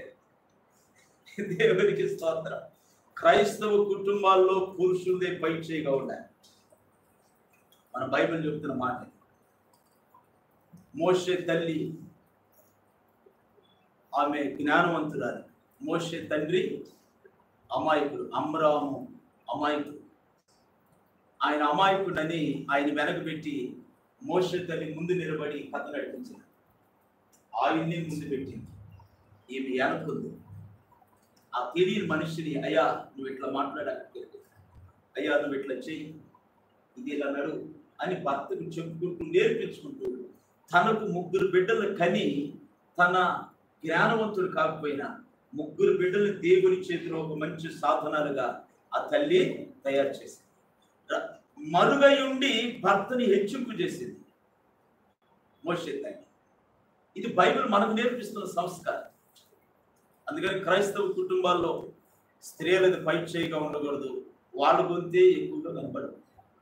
పౌలు గారు అదే అంటాడు, ఏమని? స్త్రీలు మౌనంగా ఉండాలి అన్ని విషయాలు.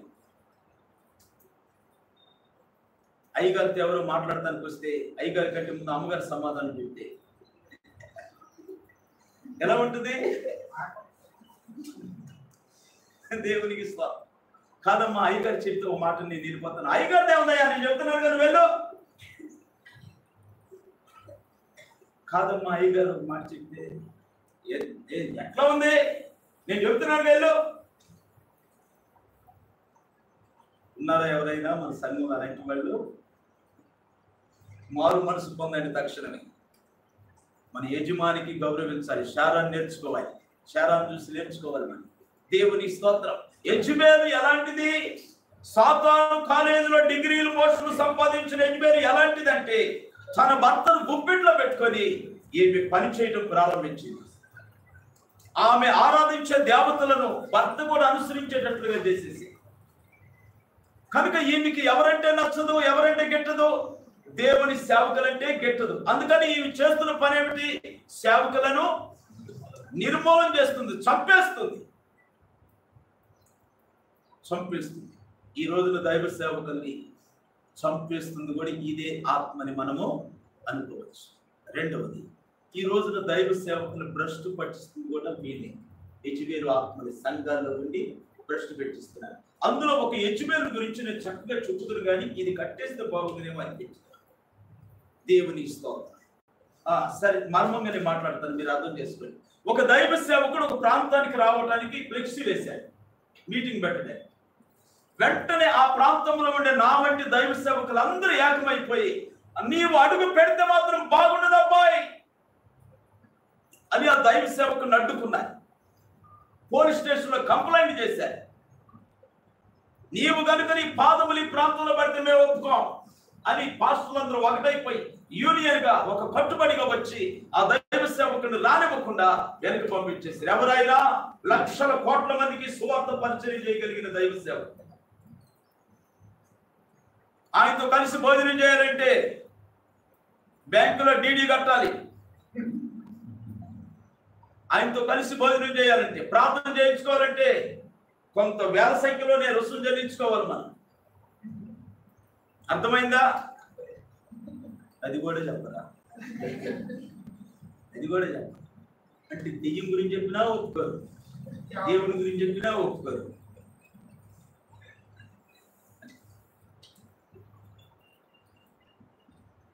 అతను చేసే పని ఏంటంటే, యేసన్న గారు దారిని పోయి ప్రతి అడుక్కునే వాడిని పిలిచి సేవకుడిగా చేసి సంఘాన్ని అప్పగించి పరిచర్య చేసుకుని ఆయన ఈయన చేసే పని ఏంటి? ఏ సేవకుడు తినకూడదు, దేవుని ద్వారా వచ్చే ఏ రూపాయి ఏ సేవకుడు తినడానికి వీలేదు. అసలు ఎవరు సేవకులు అవ్వకూడదు, భూమి మీద నేనే సేవకుడిగా ఉండాలి అని ఆయన చక్కగా ఇది కడతాడు.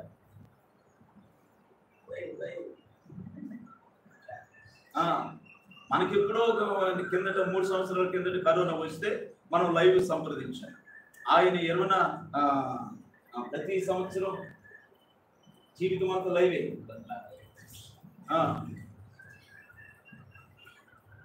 ఎందుకంటే మీకు ఆనవాళ్ళు నేనేం చూపించలేము, దేవుడికి ఇస్తాను అల్లులయ్య మళ్ళీ ఏడ్చి వస్తాడు. మీ సేవ మీరు చేసుకోవచ్చు కదా, పక్కవాళ్ళ మీద ఎందుకు పడి చేస్తున్నారని వాళ్ళు అంటారు. ఇది పడి చావటం కాదు, సంఘానికి కళ్ళు తెరిపించుకుంటున్నాం మేము. మా సంఘానికి మేము కళ్ళు తెరిపించుకుంటున్నాం, మా సంఘాన్ని మేము జాగ్రత్త చేసుకుంటున్నాం.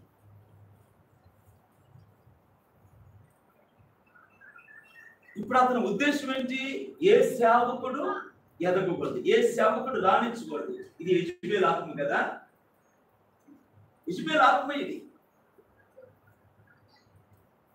మన బాపట్లోని ఏబిఎం గ్రౌండ్ లో మరొక దైవ సేవకుడు వచ్చి ప్రగల్భాలన్నీ చెబుతా ఉన్నాడు.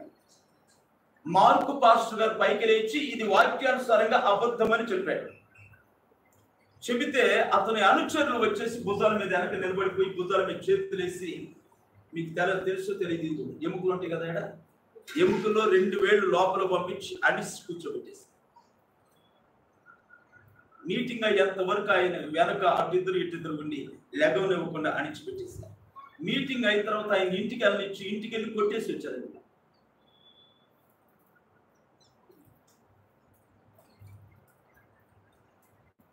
ఎవరు వీళ్ళు? సేవకుడని వేషం వేసుకొని సేవకుడిని నశింపు చేయాలని ఆలోచన తలంపు కలిగిన వ్యక్తులు. వీళ్ళు కోటేసుకొని మేము ప్రవక్తులు అంటున్నారు, వీళ్ళు కోటేసుకొని మేము వాక్య సంబంధమైన పండితులు అంటున్నారు, వీళ్ళు కోటేసుకొని సూట్ వేసుకొని మేము వేల లక్షల మందికి పరిచర్య చేసే పరిచారకులు అంటున్నారు. దేవుని వాక్యం అంటుంది, తుయతైర సంఘాన్ని ఆధారం చేసుకొని ఈ పూట మనతోటి ప్రవక్త అని మీ ముందుకు వచ్చి మిమ్మల్ని కొన్ని అలవాట్లోకి నడిపించాలి. అలవాట్ల తర్వాత వచ్చేవారం మనం చెప్పుకుందాం దాని అలవాట్లు దానికి ఉన్నాయి. అసలు యెజబెలు ఆత్మ సంఘంలో పనిచేస్తుంది కదా, దాని ఆత్మకుండే లక్షణాలు ఏమిటంటే, ఒకటి దైవ సేవకుల్ని హతమార్చడం. వాళ్ళు ఏ విధంగానైనా నాశనం చేస్తుందంటే కత్తి తీసుకొని పొడిచి చంపేయడమే కాదు, వాడి జీవితం విశ్వాసంలో నిలబడకుండా, మారు మనసులో నిలబడకుండా, వైరాగ్యము పోగొట్టుకునే స్థాయికి ఆ వ్యక్తిని పడగొట్టేస్తుంది. అది ఉపయోగించే మాటల్లో ఒక మంచి మాట అదే ఇది, అదే ఇది. అది కూడా ఉండాలయ్యా పిల్లలు గల్లవాడివి, అది కూడా తెచ్చి ఇంటికి కట్టుకో, దోషం ఉండదు. 3 స్టెప్పులు వేసావు, అందరు కళ్ళు పడుతున్నాయి, అందరు కళ్ళు నీ మీదే పడుతున్నాయి, అందుకే బలహీన పడుతున్నావేమో. మరి నీ ప్రార్థనే ఇది కూడా కట్టు. మేము మాత్రం వెళ్తుందా ప్రార్థన? మేము కూడా వెళ్తున్నాం, ఇది తీసుకొచ్చి కట్టు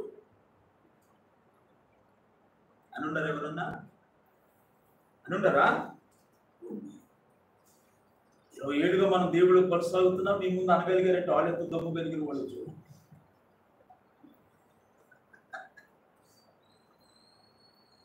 ఇలా క్రమేణా మన భక్తి జీవితం ఏం చేస్తారు? వాళ్ళు తప్పుదారులోనికి పడిస్తారు. ఇది యెజబెలు ఆత్మ, యెజబెలు ఆత్మ. వాళ్ళు మన ఇంట్లో వాళ్ళు కావచ్చు, మన రక్త సంబంధులు కావచ్చు, నీ భార్య కావచ్చు, నీ భర్త కావచ్చు, నీ కడుపులో పుట్టిన బిడ్డే కావచ్చు. యెజబెలు ఆత్మ పనిచేస్తే ఇలాంటి గుణ లక్షణమే వాళ్ళలో కనబడుతుంది. రెండవది యెజబెలు లక్షణం ఏమిటి అంటే, మొదటి రాజుల గ్రంథమే 21వ అధ్యాయం 7 నుండి 10 వాక్యాలు మనం చూస్తే, నాబోతు అనే ఒక వ్యక్తి, చదివేదానికంటే నేను చూద్దాం జాగ్రత్తగా. నాబోతు అని ఒక మంచి వ్యవసాయకుడు తన పితరులు ఇచ్చినటువంటి పొలాన్ని నమ్మకంగా సాగు చేసుకుంటున్నాడు. ఎంత కష్టం వచ్చినా, ఎంత బాధ వచ్చినా కనీసం తాకట్టు కూడా పెట్టడానికి మనసు లేదు. ఎందుకని? ఇది నా తండ్రి కష్టార్జితం, ఇది నా పితరుల యొక్క ఆస్తి, తాకట్టు పెట్టకూడదు, ఆ ఇబ్బంది వచ్చినప్పుడు, అమ్మకూడదు అవసరం వచ్చినప్పుడు అని తినకపోయినా తన తండ్రి సంపాదించి ఇచ్చినటువంటి ఆస్తిగా ఉన్నటువంటి ఆ ద్రాక్ష తోట పొలాన్ని కాపాడుకుంటా వస్తున్నాడు. ఈ ఆహాబు అనే రాజుకి అతని సొంత భూమికి ఆనుతోనే ఉందంట. ఏది? ఈ నాబోతు ద్రాక్ష తోట. ఇతనికి నేను ఇందాక కనుగొట్టింది ఆ పొలం తోట. నాబోతు దగ్గరకు వచ్చి, అబ్బాయి ఈ పొలం నాకు ఇచ్చారా, నేను ఈ ద్రాక్ష తోట తీసేసి కూరగాయలు పండించుకుంటాను, నీకు కావాలంటే డబ్బు ఇస్తాను, వేరే చోట కొనుక్కోవాలంట. నాబోతుకి డబ్బు కాదు కావాల్సింది, తన తండ్రి జ్ఞాపకం, తన పితరుల జ్ఞాపకం. అయ్యా ఇది నా తండ్రుల జ్ఞాపకం కనుక నేను అమ్మనన్నాను. పాపం ఆహాబు ముచ్చుమొహం, అమ్మననగానే ఇంటికి మూతి ముడుచుకొని కూర్చున్నాడు. బయట మూతి ముడుచుకొని మూల కూర్చున్నాడట ఆహాబు, రాజు అయి ఉండి. అప్పుడు వండర్ఫుల్ భార్య వచ్చింది, యెజబెలు వచ్చింది. ఏమండి ఏమండి, నేను అనుకుంటాను ఏమండి 2 సార్లు పిలిచినప్పుడు పలకపోతే రాయ్ అని ఉండిద్దని అనుకున్నా నేను. దేవునికి స్తోత్రం. ఏమిటి ఇలా కూర్చున్నావు? నాబోతు నాకు ద్రాక్ష తోట ఇవ్వనన్నాడు. అతను ఇవ్వననగానే నువ్వు మూతి ముడుచుకొని కూర్చుంటే నువ్వు రాజువయ్యా, నువ్వు రాజువి, లేచి భోంచేయి, తర్వాత నేను చూసుకుంటాను వ్యవహారం, నువ్వు భోంచేయి అని వాడికి భోజనం పెట్టింది. ఈ మనిషి వెళ్ళి ప్రత్యేకంగా ఉపవాస ప్రార్థన పెట్టింది. అది యెజబెలు తడాకంటి. దేవునికి స్తోత్రం. యెజబెలు ఎలాంటిది? ఉపవాస ప్రార్థన పెట్టి ఊరేసి చంపగలిగేది. మనోళ్ళు అంటారుగా తడిగొడ్డతో గొంతు కోసి చంపేస్తారని. అలాంటి క్యారెక్టర్ ఈ మనిషి. నాబోతును చంపడానికి నాబోతు జాతి మనుషులు, ప్రార్థించే మనుషులు ఉన్నారు కదా, వాళ్ళు యెహోవా దేవునికి ప్రాధాన్యత ఇస్తారు కదా. ఇది మత పిచ్చి. మతం ఎప్పుడు మతానికి చాలా ప్రాధాన్యత ఇచ్చింది. మతం కోసం ఒక మనిషిని చంపడానికైనా తెగిస్తారు. నాబోతుతో ఉన్నటువంటి నాబోతు మనుషులందరూ కూడా మత పిచ్చి కలిగిన వాళ్ళు. దేవుని విషయంలో ఒక వ్యక్తి పొరపాటు చేశాడంటే ఆ వ్యక్తి ఎలాంటి వాడైనా నిర్దాక్షిణ్యంగా రాళ్ళు తీసుకొని చావు కొట్టేస్తాడు. అలాంటి మత పిచ్చి కలిగిన మనుషులని యెజబెలుకు బాగా తెలిసి ఉపవాస ప్రార్థన అరేంజ్మెంట్ చేయమంది తన సేవకులతో. ఉపవాస ప్రార్థన అరేంజ్మెంట్ చేయండి. ఆ ఉపవాస ప్రార్థనకి నాబోతు సహకరించలేదని, దేవుని చిత్తానికి, రాజుగారి చిత్తానికి వ్యతిరేకించాడని అన్యాయపు ఒక మాటని సృష్టించదు మీరని వాళ్ళు ఉపవాస ప్రార్థన పెట్టారు. మనం ఉపవాస ప్రార్థన పెట్టామంటే కష్టం పోవడానికి, రోగం పోవడానికి, సమస్య తీరడానికి. ఆమె ఉపవాస ప్రార్థన పెట్టింది దేనికి? నాబోతుని చంపడానికి. అంటే యెజబెలు ఆత్మ పనిచేసే సంఘాల్లో ఎలా ఉండిందంటే, లోకాన్ని సంపాదించడానికి కూడా ఉపవాస ప్రార్థన పెట్టదు. లోకాన్ని సంపాదించడానికి ఉపవాస ప్రార్థనలే, లాటరీ రావటానికి కూడా ఉపవాస ప్రార్థనలే, ఉపవాస ప్రార్థన. దేవుని స్తోత్రం. ప్రతి పనికి మాలిన దానికోసం ఉపవాస ప్రార్థన పెట్టి మేము ప్రార్థనలు ఈ రోజు కనిపెట్టుగా దేవుడు మాకు సహాయం చేశాడు అంటారు. యెజబెలు ఆత్మ అలా దాగి ఉంది సంఘానికి. ఆ రోజున ఉపవాస ప్రార్థన పెట్టి నాబోతు మీద లేనిపోయిన నేరం మోపి 2 దొంగ సాక్షులకి లంచాలు ఇచ్చి తన మత మనుషులందరూ కూడా వినేటట్లుగా ఈ 2 లంచం తీసుకున్న సాక్షులు నాబోతు దేవుని చిత్తానికి వ్యతిరేకంగా, ఉపవాస ప్రార్థనకు వ్యతిరేకంగా మాట్లాడాడు అని వీళ్ళు 2 సాక్షులు అబద్ధం చెబితే వాళ్ళ మతస్థులందరూ కూడా ఆ విషయాన్ని విని వాళ్ళే వాళ్ళ చేతులతో రాళ్ళు ఎత్తి నాబోతుని కొట్టి చంపేస్తారు. అతను చచ్చిపోయాడని ఎరిగిన తర్వాత యెజబెలు ఇంట్లోకి వెళ్ళి, ఎవడే లేచి ఇంకోసారి భోంచేయి, వాడు చచ్చిపోయాడు, వాడు పొలాన్ని ఓపెన్ చేసుకుని వెళ్ళి అని చెప్పి వీడు మొన్న మొక్క వేసుకున్నప్పుడు వెళ్ళి ఆ నాబోతు ద్రాక్ష తోటని తన సొంతం చేసుకుని అంటే యెజెబెల్ ఎలాంటిది? దుర్మార్గపు పని చేయడానికి ఉపవాస ప్రార్థన చేస్తారు. దుర్మార్గపు పని చేయడానికి ఉపవాస ప్రార్థన.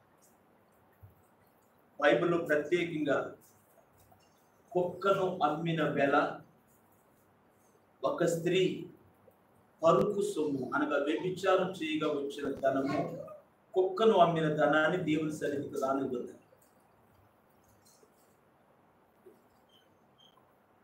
ప్రతి దుర్మార్గులు దుష్టుల ద్వారా కానుకలు స్వీకరిస్తాడని కూడా బైబిల్లో ఉంది. దేవుడు అంటే దుర్మార్గుడి ద్వారా కూడా కానుకలు స్వీకరిస్తాడు. అయితే ఎవరి కానుక స్వీకరించనంటున్నాడు? కుక్కను అమ్మిన వేళ ఒక స్త్రీ తన శరీరాన్ని అమ్ముకొని తెచ్చినటువంటి వేళ దేవుని సన్నిధికి రానివ్వనన్నాడు. రావద్దు, తీసుకురావద్దని చెప్పు. దుర్మార్గపు కార్యాలు చేసేదానికి ఉపవాస ప్రార్థన. దుర్మార్గపు కార్యం. ఇద్దరు పిల్లలు ఇంట్లో కుమార్తె లేచేరిపోయి ఎవరినో చేసుకొని వచ్చింది. అందుకని ఇంట్లో ప్రార్థన పెట్టించింది ఒక విశ్వాసం. నందిపాడు కుమార్తె లేచేరిపోయింది, ఎవరినో చేసుకొని కొన్ని రోజుల తర్వాత ఇంటికి వచ్చింది. అది వీళ్ళని తీసుకొచ్చింది. కృతజ్ఞతగా స్తుతి కొరి దాంట్లో వాక్యం ఏం చెప్పాలి? ఏం చెప్పాలి? నాకు తెలియదు. వాక్యం ఏం చెప్పాలి? చచ్చిపోయినోడు దినానికి ఆడికి వాక్యం చెప్పడానికి నేను చచ్చిపోతా ఉంటే ఎలాంటి ఆడికి కూడా వాక్యం ఏం చెప్పాలి మనం?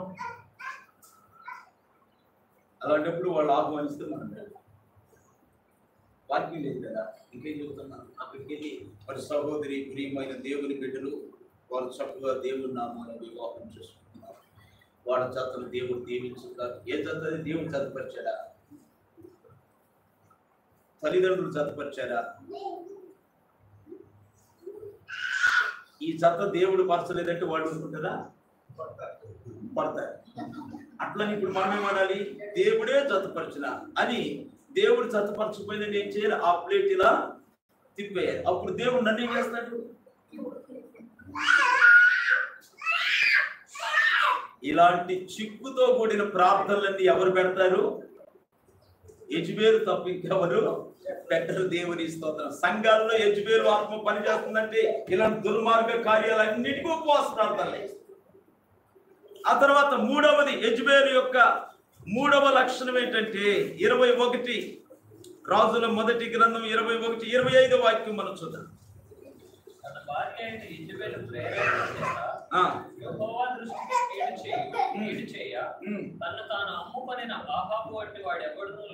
విన్నారా? ఆహాబు ఎంత గొప్ప వ్యక్తి, అతని వంటి వాడు ఎవరు లేరు. బైబిల్లో దేవుడు యోహాను వంటి వ్యక్తి ఎవరు లేరన్న, సొలొమోను వంటి వ్యక్తి ఎవరు లేరన్న, తర్వాత ఆహాబు వంటి వ్యక్తి ఎవరు లేదన్న. ఈ ముగ్గురు వ్యక్తుల్లో 3 రకాలైనటువంటి అనుభవాలు ఉన్నాయి. ఇప్పుడు ఈ ఆహాబు వంటి వ్యక్తి ఎవరు లేరంటే ఏమిటి ఈయనలో క్వాలిటీ? ఈయన దేవుడు ఇతనికి అప్పగించినటువంటి సంస్థని దేనికి అప్పగించుకున్నాడు? అమ్ముడు పోయాడు. దేనికి అమ్ముడు పోయాడు? తన భార్య యెజెబెలు ప్రేరేపణకు అమ్ముడు పోయాడు. అంటే తన భార్య అంతరంగంలో కలిగినటువంటి ఆలోచనకి ఇతను అమ్ముడు పోయాడు. భార్యను ప్రేమించమని బైబిల్ చెప్పింది, భార్యను సన్మానించమని బైబిల్ చెప్పింది. ఎందుకంటే వాళ్ళని సన్మానించకపోతే మనకే వాళ్ళ ఆటంకం. నువ్వు సన్మానించలేదనుకో, కూర ఎట్టున్నా సరే కూర బాగుందని అనలేదనుకో, నువ్వు రెండోసారి కూర అనమంటే వాళ్ళు ఏమంటారు? నా కూర ఏం బాగుంటుంది,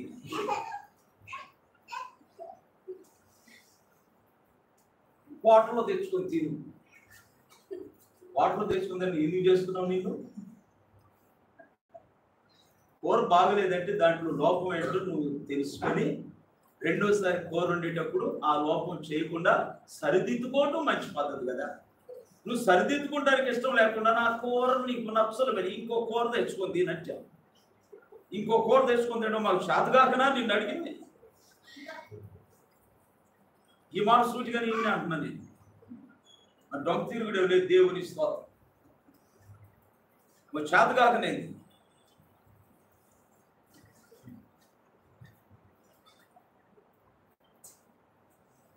అమ్ముడు పోకూడదు. భర్త భార్యకి ప్రేమించమని బైబిల్ చెప్పింది, సన్మానించమని బైబిల్ చెప్పింది.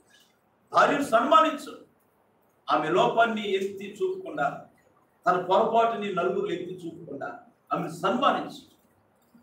అప్పుడు ఆమె నీకు సహకారంగా ఉండదు. పౌరుగా చెప్పిన మాట, మీ ప్రార్థనలకు మీ భార్య ఆటంకురాలుగా ఉండకుండా ఆమె మాట తీసుకొని ప్రతి పని చేయమన్నాడు పౌరుగా. ఆమెను సన్మానించు, ప్రేమించు, దాచుకో, మనసులో ఏమైనా చేసుకో, కానీ ఆమె మాటకి ఆమె ఉద్దేశానికి నీవు అమ్ముడు పోవద్దని దేవుని వాక్యం. ఆహాబు ఏం చేశాడంట? యెజబేలు ప్రేరేపణకి అమ్ముడు పోయాడని దేవుడు ఏమంటాడు? ఇతను వంటి వాడు ఇంకెవడో ఉండడు భూమి మీద అంటున్నాడు.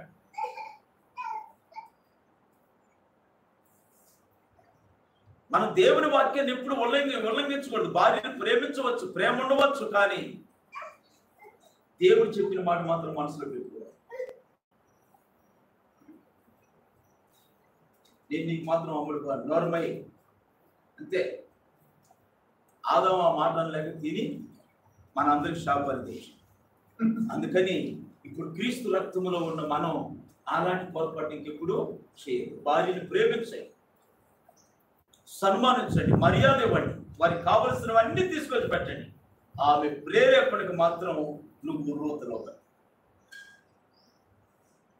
పిల్లలను తిట్టుకుంటారు. ఆడపిల్లలు లావణ్య, తర్వాత పిల్ల, డాలి, ఆ తర్వాత పాపాయి, వీళ్ళందరూ ఏందన్న మమ్మల్ని ఈ రకంగా మాట్లాడుతున్నారు.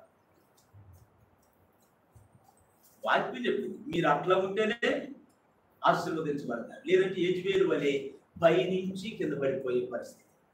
యెజబేలు చావు ఎలా ఉందో తెలిసిన బైబిల్లో ఆమె పై నుండి కిటికీ, మా మిద్దె మీద నుండి కిటికీలో కింద పడింది. కింద పడేసరికి ముక్క చెక్కలైపోయింది, రక్తం చిందించబడింది. యెజబేలుకి పుట్టినటువంటి బిడ్డలందరూ కూడా నాబోతు ద్రాక్ష తోట స్థలంలో రక్తాలు గార్చి చచ్చిపోయారు. మహా భయంకరమైన చావులేదు. దేవుడే స్వయంగా ఒక రాజుని ప్రేరేపించి వారి కుటుంబంలో ప్రతి చిన్న బిడ్డను కూడా విడవకుండా రక్తం చిందించి చంపండి దేవుడే స్వయంగా చెప్పి పురుగొలిపి పంపించాడు. ఒకవేళ ఎప్పుడో చదివిన దేవుని వాక్యం కాస్త మిస్టేక్ గా చెప్తానే ఉంది, మళ్ళీ రాత్రి కూడా నేను 4 అధ్యాయాలు వరుస పెట్టి చదివాను. దేవుని స్తోత్రం, హల్లెలూయా. కనుక యెజబేలు సామాన్యమైన స్త్రీ కాదు. యెజబేలు ఎలాంటిది? తన భర్తను వశం చేసుకొని తన ప్రేరేపణతో భర్తను నడిపించి ఎవరికి విరోధంగా పెట్టింది? దేవునికి విరోధంగా పెట్టింది. ఆహాబు దేవునికి ఏమైపోయాడు? ఇప్పుడు విరోధిగా మారిపోయాడు. ఒకప్పుడు దేవుడు ఎన్నుకొని రాజుగా చేసిన దేవునికి ఈయన ఎందుకు విరోధిగా మారాడు? భార్య వచ్చిన తర్వాత విరోధిగా మారాడు. ఒకప్పుడు కొడుకు తల్లి మంచిగానే ఉండేవాడు. పెళ్ళై భార్య ఇంట్లో అడుగు పెట్టగానే కొడుక్కి తల్లికి మధ్య ఏమొచ్చింది? కనెక్ట్ అవ్వలేదా? యెజబేలుకను ఇప్పుడు నేను చెప్పిన స్టోరీ కనెక్ట్ అవ్వలేదా? యెజబేలు ఆహాబు కోటలో అడుగు పెట్టగానే దేవునికి ఆహాబుకు మధ్య ఉండే సంబంధం ఏమైపోయింది? తెగిపోయి ఒకరికొకరికి విరోధంగా మారిపోయారు. అలాగే కొంతమంది స్త్రీలు కుటుంబాలు అడుగు పెట్టగానే తల్లికి కుమారుడికి మధ్య గొడవ, అన్నదమ్ముల మధ్య గొడవ, తోడి కోడల మధ్య గొడవ. ఈ గొడవలన్నీ ఎందుకు వస్తున్నాయి? అలాగే దేవుని సంఘంలో సేవకునికి విశ్వాసులకు మధ్య గొడవ. ఎవరి మూలంగా? ఎవరో ఉంటారు, ఒక విశ్వాసి ఎవరో చెబుతారు. అటు ఇటుకొని విశ్వాసులు ఉంటారు కదా, లోకంతోనూ దేవుని వాక్యంతో ఉండే విశ్వాసులు. వాళ్ళు ఏం చెప్తారు? వాళ్ళకి ఎప్పుడు సరదా. సేవకునికి విశ్వాసులకు మధ్య 4 కట్లేసి పౌలు గారికి లాగా మంట కలిగిస్తుంది. పౌలు గారికి సరిగాసుకున్న దానికి మంటేసారు, వీళ్ళే విడిపోయేదానికి మంటేస్తారు. ఈ గుణాలన్నీ ఎవరి అండి? ఈ గుణ లక్షణాలను ఎవరి వాక్యం వినేటప్పుడు కుటుంబాలు కూడా సరి చేయబడాలని నేను ఈ మాట మాట్లాడుతున్నా. వాక్యానికి సంబంధించింది కాదు కదా అని ఒకవేళ తిరిగితో మీరు అనుకుంటారే. ఒక భార్యగా నువ్వు అడుగుపెట్టినప్పుడు కుటుంబంలో అప్పటి వరకు ఉన్న ఐక్యతను చెడకుండా నువ్వు చూసుకోవాలి. ఎందుకంటే చెడ్డి అంటే నేరం ఎవరి మీదకి వస్తుంది? ఎవరి మీదకి వస్తుంది? నేను చెప్పట్లేదు ఏమిటి, నీ మీదకి వస్తుంది. నీ మూలంగా కలిగినా నీ మూలంగా కలగకపోయినా నలుగురు ఏమనుకుంటారు? ఈ మనిషి అడుగు పెట్టింది కుటుంబం గందరగోళం అయిపోయింది అనుకుంటా. అందుకని నువ్వు బాధ్యత వహించి నువ్వు రాకమునుపు వాళ్ళ మధ్య ఏ ప్రేమలు అయితే ఉన్నాయో ఆ ప్రేమను నువ్వు జాగ్రత్తగా కాపాడుకోవాలి. అందుకని పత్రికలు అంటాయి ఒక స్త్రీ ఇంటిని గృహ పాలన చేయాలి. పాలన అంటే ఏమిటి? ఇదే. కానీ కొంతమంది యజమాని చెల్లెళ్ళు అడుగు పెట్టగానే సంఘం పతనం, అడుగు పెట్టగానే కుటుంబం పతనం, అడుగు పెట్టగానే అంత గందరగోళం. దేవుని స్తోత్రం. మహాత్మాలు ఇప్పుడే గుర్తుకొచ్చింది లైవ్ లో. వివాహం చేసేటప్పుడు తన భర్త మంచోడే, త్రాగుడు కలవాడు లేదు, అన్నదమ్మును కలిగిన వాడు, తల్లిదండ్రులను కలిగిన వాడు, మర్యాదలు కలిగిన వాడు, చిన్న పెద్ద వ్యత్యాసం కలిగి మాట్లాడేవాడు. మహాత్మాల్ని పెళ్లి చేసుకుని ఆ ఇంట్లో అడుగు పెట్టింది. మొదట అత్త చచ్చిపోయింది. అత్త చచ్చిపోయింది. ఆ తర్వాత బావ చచ్చిపోయాడు కరెంటు పట్టుకొని. ఆ తర్వాత మరిది చచ్చిపోయాడు అనారోగ్యంతో. ఆ తర్వాత తన భర్త త్రాగుడు అలవాటు పడిపోయాడు. ప్రాణాపాయంలోకి వెళ్ళి మళ్ళీ బయటకు వస్తున్నాడు, మళ్ళీ తాగుతున్నాడు, మళ్ళీ వస్తున్నాడు హాస్పిటల్, మళ్ళీ బయటకు వస్తున్నాడు, మళ్ళీ తాగుతున్నాడు. కుటుంబంలో ఈ పూట వివాహం అయ్యేటప్పుడు తల్లి నలుగురు ఎంతమంది ఉన్నారు? వాళ్ళు ఎవరు లేరు, అందరూ మృతుల్లో కలిగిపోయారు. మిగిలిన వాడు భర్త ఒకరే, వాడు కూడా సిద్ధపడి ఉన్నాడు. అవి వాళ్ళని పోయినాయి. దేవుని స్తోత్రం. ఏమి లేదు. ఈ తల్లి అడుగు పెట్టగానే ఆమె పాదం కుటుంబంలో పడగానే చిత్రహింసలైపోయి యెజబెలు కట్టి యెజబెలు తలలో దూరిన మనిషి. నేను అందుకని కొన్ని మాటలు చెప్పడానికి మీకు ఇది లేకపోతే స్వేచ్ఛగా మాట్లాడు. దీనివల్ల మనకు ఉపయోగం ఏమో అసలు. అలా మన వాక్యాలు వినేవాళ్ళు ఎవరు, చూసేవాళ్ళు ఎవరు? మీరే చూడరు వాక్యాలు, వాళ్ళు ఎవరు చూస్తారు? నేను చెప్పిన వాక్యం నేను ఇంటికి వెళ్ళి పెట్టుకుంటే మా ఇంట్లో వాళ్ళు అంటారు అక్కడ అయిపోయింది, మరి ఇక్కడ కూడా నా మాట్లాడతారు. యెజబెలు లక్షణాలు నేను మీకు చెబుతున్నాను. యెజబెలు కుటుంబాల్లో ఉండే యెజబెలు ఎలా ఉంటారు, సంఘంలో ఉండే యెజబెలు ఎలా ఉంటారు? ఎంతమంది యెజబెలు లేరు, ఒక యెజబెలే ఇన్ని వ్యవహారాలు చేస్తా ఉంది. యెజబెలు ఆత్మ. ఫైనల్ గా యెజబెలు ఆత్మ ఏం చేస్తుందంట? తన భర్తని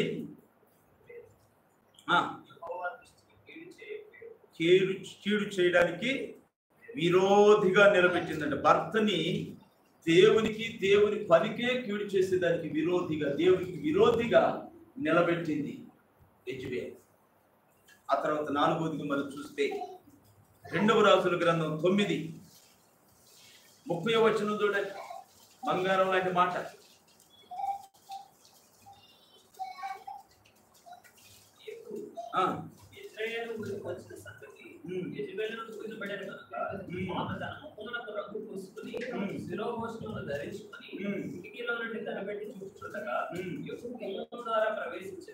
ఆమె అతన్ని చూచి, నీ యజమాని చంపిన వాడా, చిమ్రీ వంటి వాడా, నీవు సమాధానంగా వచ్చుచున్నావా అని అడుగుగా, అతడు తల ఎత్తి కిటికీ తట్టు చూచి నా పక్షమందున్న వారెవరని అడుగగా, 2-3 పరిచారకులు పైనుండి తొంగి చూచువి. దీని క్రింద పడద్రోయడని అతడు చెప్పగా, వారు దాన్ని క్రిందికి పడద్రోసినందున దాని రక్తములో కొంత గోడ మీదను గుర్రముల మీదను చిందెను. దేవునికి స్తోత్రం. హల్లెలూయా. అర్థమైందా మీకు? ఆ వచ్చిన వ్యక్తి ఎవరు? ఏం పేరునా? యోహు. దేవుడే స్వయంగా యోహు అనే ఒక వ్యక్తిని బలపరిచి యెజబెలు గారిని నాశనం చేశాడు. అంతకుముందు రాజు ఆహాబును చంపేశాడు. ఆ తర్వాత ఆహాబు చనిపోయిన తర్వాత తన మొదటి కుమారుడు ఎక్కాడు, వాడిని చంపేశాడు. 2వ కుమారుడు ఎక్కాడు, వాడిని చంపేశాడు. వాడిని చంపేసి ఆ చంపిన కత్తులకి ఇంకా రక్తము గుట్లు గుట్లుగా పడుతూ ఉండగానే యెజబెలు ఇంటి ముందుకు వస్తూ ఉంటే యెజుబేలు నా కుమారుని చంపి నా దగ్గరకు వస్తున్నాడు, నా భర్తను ఆల్రెడీ అంతకుముందు చంపేశారు, అసలు నాదంటూ ఏముంది, ఇక నా భర్త నా కొడుకులు లేనప్పుడు ఇది నేనెందుకు అని రాజులకు ఉండే గుణం ఏంటంటే వాళ్ళ భార్యలకు ఉండే గుణం. రాజు ఒకవేళ మరణిస్తే నా రాజుకు సొంతమైన నా శరీరం మరొక వ్యక్తికి నేను ఇవ్వకూడదని వాళ్ళ మొలతాడుకున్నటువంటి విషాన్ని తీసుకొని నోట్లు వేసుకొని చచ్చిపోతారు. ఇది రాణికి ఉన్నటువంటి ప్రాముఖ్యమైన లక్ష్యం. నా యజమానికి చెందని నేను ఇక మరొకరికి చెందడానికి వీల్లేదని ఎనీ టైం 24 గంటలు బొడ్డున ఉండేటువంటి ఆ విషాన్ని తీసుకొని వెంటనే నోట్లు వేసేసుకుని ఆ పట్టుకెళ్ళేవాడు కళ్ళ ముందుకు వస్తూ ఉండగానే వెంటనే నోట్లు వేసుకుని వాడి చేయి మీద పడేసరికి చచ్చిపోతాడు. నీతి కలిగిన రాణులైతే, యెజుబేలు నీతి తప్పిన రాణి కదా, భర్త చనిపోయిన ఇబ్బంది లేదనుకుంది, కుమారుడు చనిపోయిన ఇబ్బంది లేదనుకుంది, అందరూ నా వారసత్వం, నా బిడ్డలందరూ 70 మంది కుమారులు అంట ఆహాబుకి ఎంతమంది కుమారులు? 70 మంది కుమారులు. యెజుబేలు చచ్చిపోయిన తర్వాత యెహూ అనేవాడు చాటింపేసి దండోర వేయించి ఆహాబు వారసత్వం ఎక్కడ ఉన్నారని ఎదికి మరి 70 మందిని బయటికి లాగి వాళ్ళందరినీ నాబోతు ద్రాక్ష తోటలో చంపేసి ఏమి చెప్పిన మాట పూర్తి చేశాను. ఇంత చెప్తే ఈ విషయాలన్నీ కూడా మళ్ళీ పొరపాడుతానేమోనని వరుసగా చక్కగా అదే చదువుకొని వచ్చింది. యెజుబేలు ఏం చేసిందంటే కుమారుడు చంపేసి ఇప్పుడు ఈ యెజుబేలు ఇంటికి వస్తున్నాడు. యెహూ అనే ఈ వ్యక్తి వస్తూ ఉంటే ఏమంటుంది బంగారు నోటి ఏం చేసిందంట? అంతటి చిత్రహింసలు జరుగుతున్న సమయంలో, రక్తాలు చిందిస్తున్నటువంటి సమయంలో, తన వారసత్వం రక్తసిక్తం అయిపోతున్న ఆ సందర్భంలో ఆమె ముఖానికి రంగంత అవసరమా? అర్థమైందా ఈ మాట? తన కుమారుడు చనిపోయిన సమయం, తన రాజ్యానికి ఇబ్బంది శ్రమ వచ్చిన సందర్భం అది. ఒకప్పుడు నీ మాట చెలుబడైంది యెజుబేలుగా, ఇప్పుడు నీ రాజ్యం పతనం అయిపోయింది. రాజు ఆల్రెడీ చచ్చిపోయాడు, నీ కుమారుడు ఒకడు చచ్చిపోయాడు, రెండో కుమారుడు చచ్చిపోయాడు. వాళ్ళని చంపిన రక్తం నీ ఇంటి, వాళ్ళని చంపిన కత్తి నీ ఇంటి ముందుకు వస్తుందమ్మని అంటే మృత్యువు నీ ఇంటి ముందుకి వచ్చేసింది. వచ్చినప్పుడు ఆ ఇంటి ఇల్లాలు పరిస్థితి ఎలా ఉండింది? నేను నా చెప్తేనే నడుము కట్టుకున్న విషయం తీసి వేసేసుకొని చచ్చిపోవాలి. కానీ మనిషి ఏం చేసింది? వెంటనే వజ్రమ్మ మ్యారేజ్ విషయంలో ప్రతాణం అంటారు కదా, ప్రతాణంలో తీసుకురావాల్సిన మెటీరియల్ ఉంటాయి, వక్కలు, ఆకులు, అయ్యి అని. వాటిలో ఒకటి టాయిలెట్ బాక్స్ అన్నారు రాశారు. టాయిలెట్ బాక్స్ అంటే నాకు అర్థం కదా. టాయిలెట్ అంటే నాకు తెలిసి ఇది పోసుకున్న బాక్స్ ఎందుకు నేనేమనుకుంటా, మనకేమి తెలుస్తాబోయ్యా, దీనికి బాక్స్ ఎందుకు అనిపించింది. చూపిస్తే అది టాయిలెట్ బాక్స్ కాదంట, అది మేకప్ కిట్ బాక్స్ అంట. వాళ్ళు రాయటం మాట రాశారు. ఆ పెద్దలే కాస్త ఏగ్గాలని మాట్లాడారు. ఆ పెద్దలు టాయిలెట్ బాక్స్ ఏంది, కుటివారి పని పెద్దలు టాయిలెట్ బాక్స్ ఏంది, గ్యాస్ బాక్స్ ఏంది, వాళ్ళు కాస్త ఎటకారంగా మాట్లాడారు. నాకు తెలిస్తే కదా నేను వివరణ ఇయటానికి. వాళ్ళు అంటే పడి చేస్తానని నేను సైలెంట్ అయ్యా. లాస్ట్కి ఆ టాయిలెట్ బాక్స్ ఏంటది?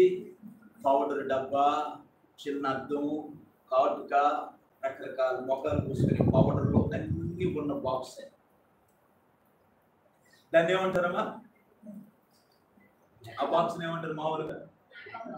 మేకప్ బాక్స్, వాళ్ళు టాయిలెట్ బాక్స్. ఇప్పుడు యెజుబేలు ఏం చేస్తుంది?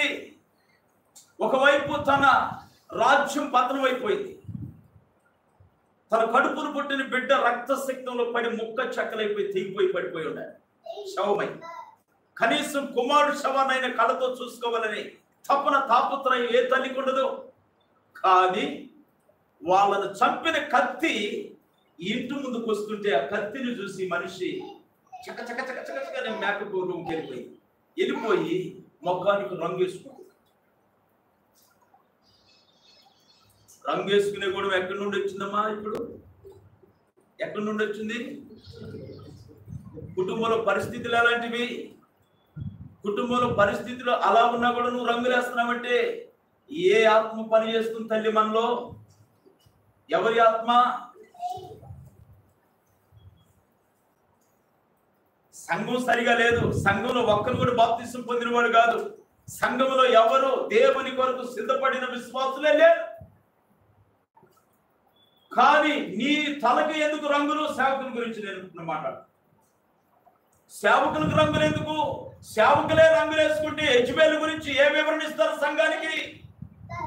యెజబెలు రంగులేసింది, దేవుని బిడ్డలారా మీరు రంగులయ్యేద్దు అని చెప్పగలిగిన అవకాశం ఉందా ఇతనికి?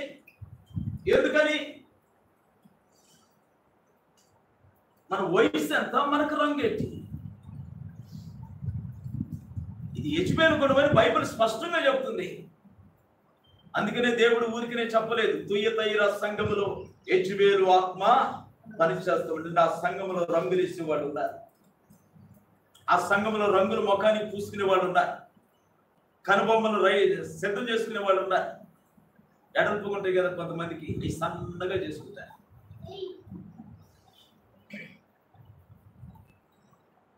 ఈ మధ్య నేను చూసిన ఆడోడు మంగళ షాప్కి వెళ్ళి కండ పెట్టుకుంది.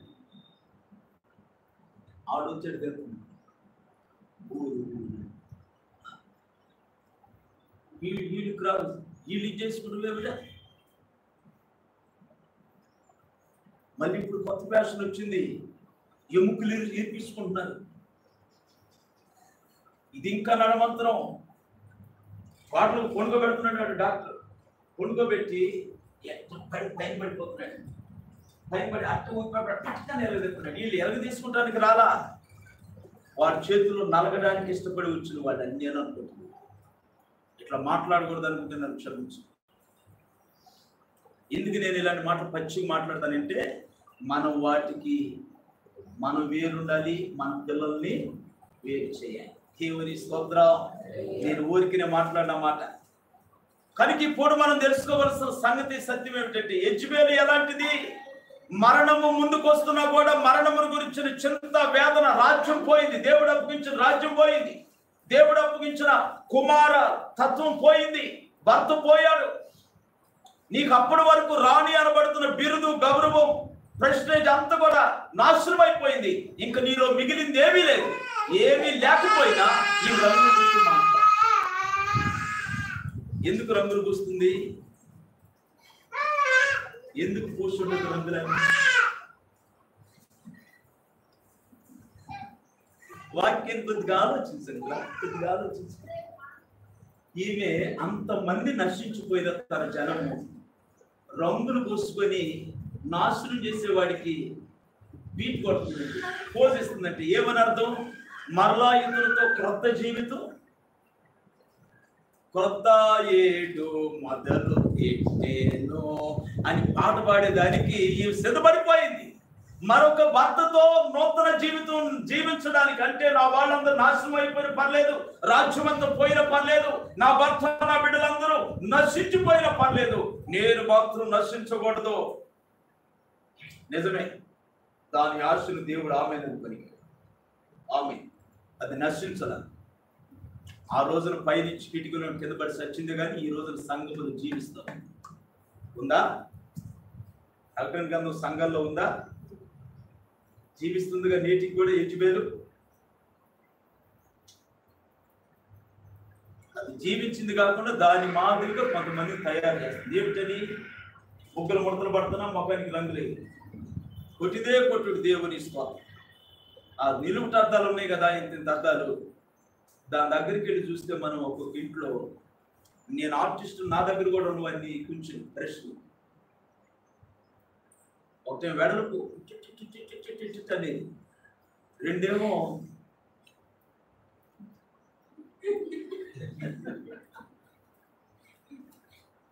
కంటి మీద ఉండే నల్లటి కూడా చేసే బ్రష్లు ఉన్నాయి.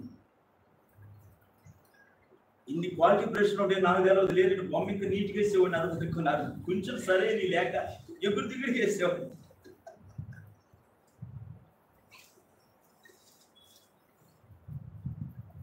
మీకు నేను ఈ మాటలు నవ్వుతూ చెప్తున్నాను, కానీ ఈ అనుభవాలు ఉంటే మన జీవితం నాశనం అయిపోయింది.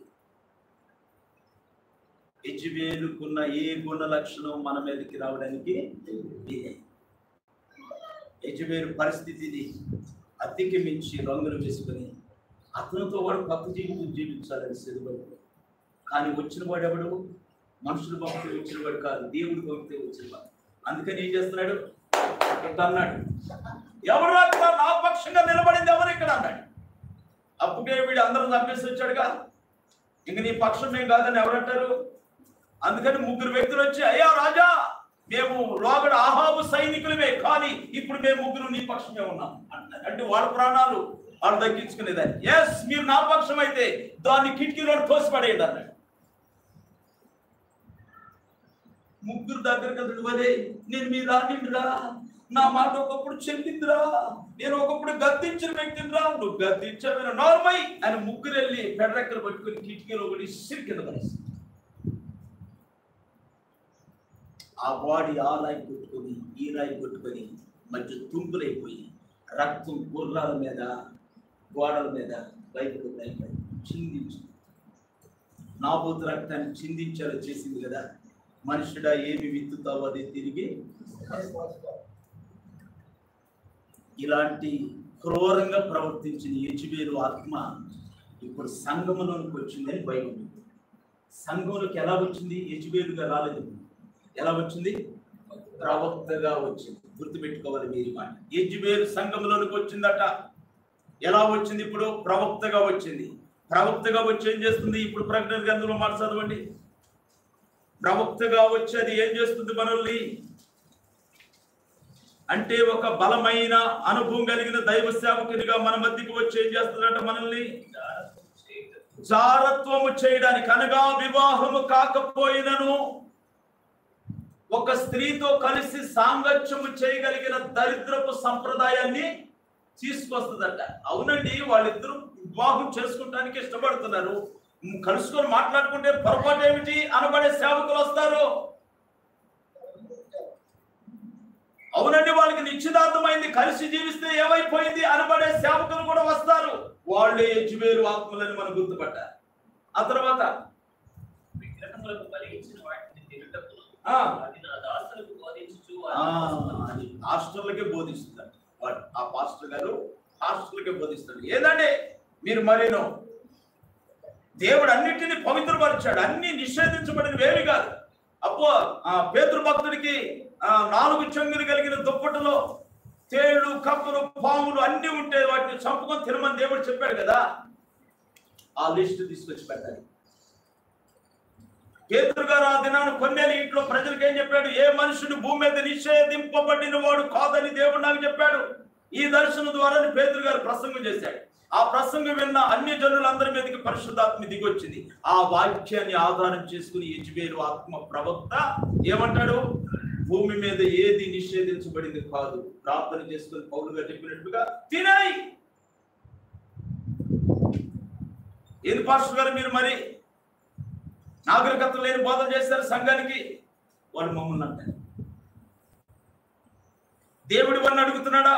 అంతరంగం మారితే కదా దేవుడికి కావాల్సింది. ఏది తింటే అది శరీరంలో బహిర్గతం కిందకు దిగుద్ది కానీ పైకి వెళ్ళేది కాదు కదా. ఇలాంటి లాజిక్లన్నీ మాట్లాడి సంఘాన్ని ఏం చేస్తాడు వాడు? అప్పటి వరకు పరిశుద్ధంగా వైరాగ్యంగా నడిచే సంఘాన్ని, సేవకుడిని విగ్రహాలకు అర్పణ చేసిన దానిని కూడా లాస్ట్కి ప్రార్థన చేసుకుని తినమంటాడు. ప్రసాదాల మీద కూడా ప్రార్థన చేసుకుని తినే ప్రేమ దెబ్బ తినకుండా అనే మాట చూడవచ్చు.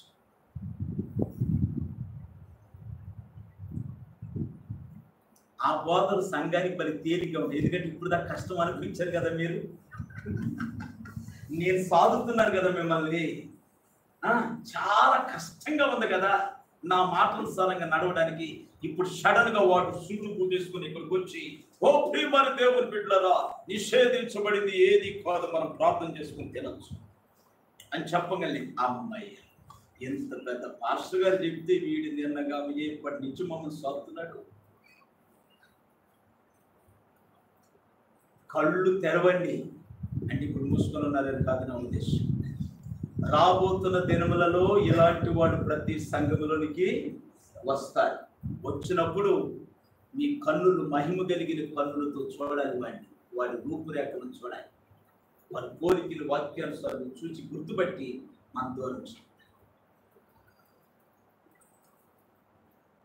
తుయితైన సంఘం అంట అలాంటి యెజబెలు ఆత్మను గుర్తుపట్టకుండా ప్రవక్తని అన్ని సంఘములో ఉంచుకున్నారు.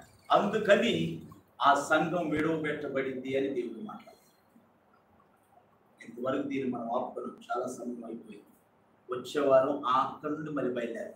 ఎక్కడి నుండి మన ప్రకటన గారు ఎక్కడ ఆపేమో అక్కడి నుండి మళ్ళీ తిరిగారు. కనుక ఈ విషయంలో దేవుడు మనందరి మనోనేత్రములు వెలిగించి మెలకువ గల మార్గములు మనల్ని నడిపించునుగా. ఆమేన్ ఆమేన్. తలలు వచ్చి ప్రార్థన చేసుకుందాం. అందరం లేచి నిలబడదాం దేవుని సన్నిధిలో.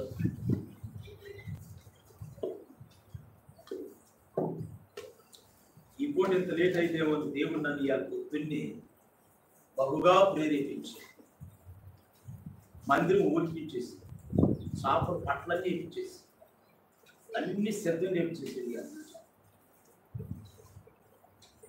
రోజు నేను వెళ్ళి కాస్త పట్ల ఏం తీసుకోవాలి.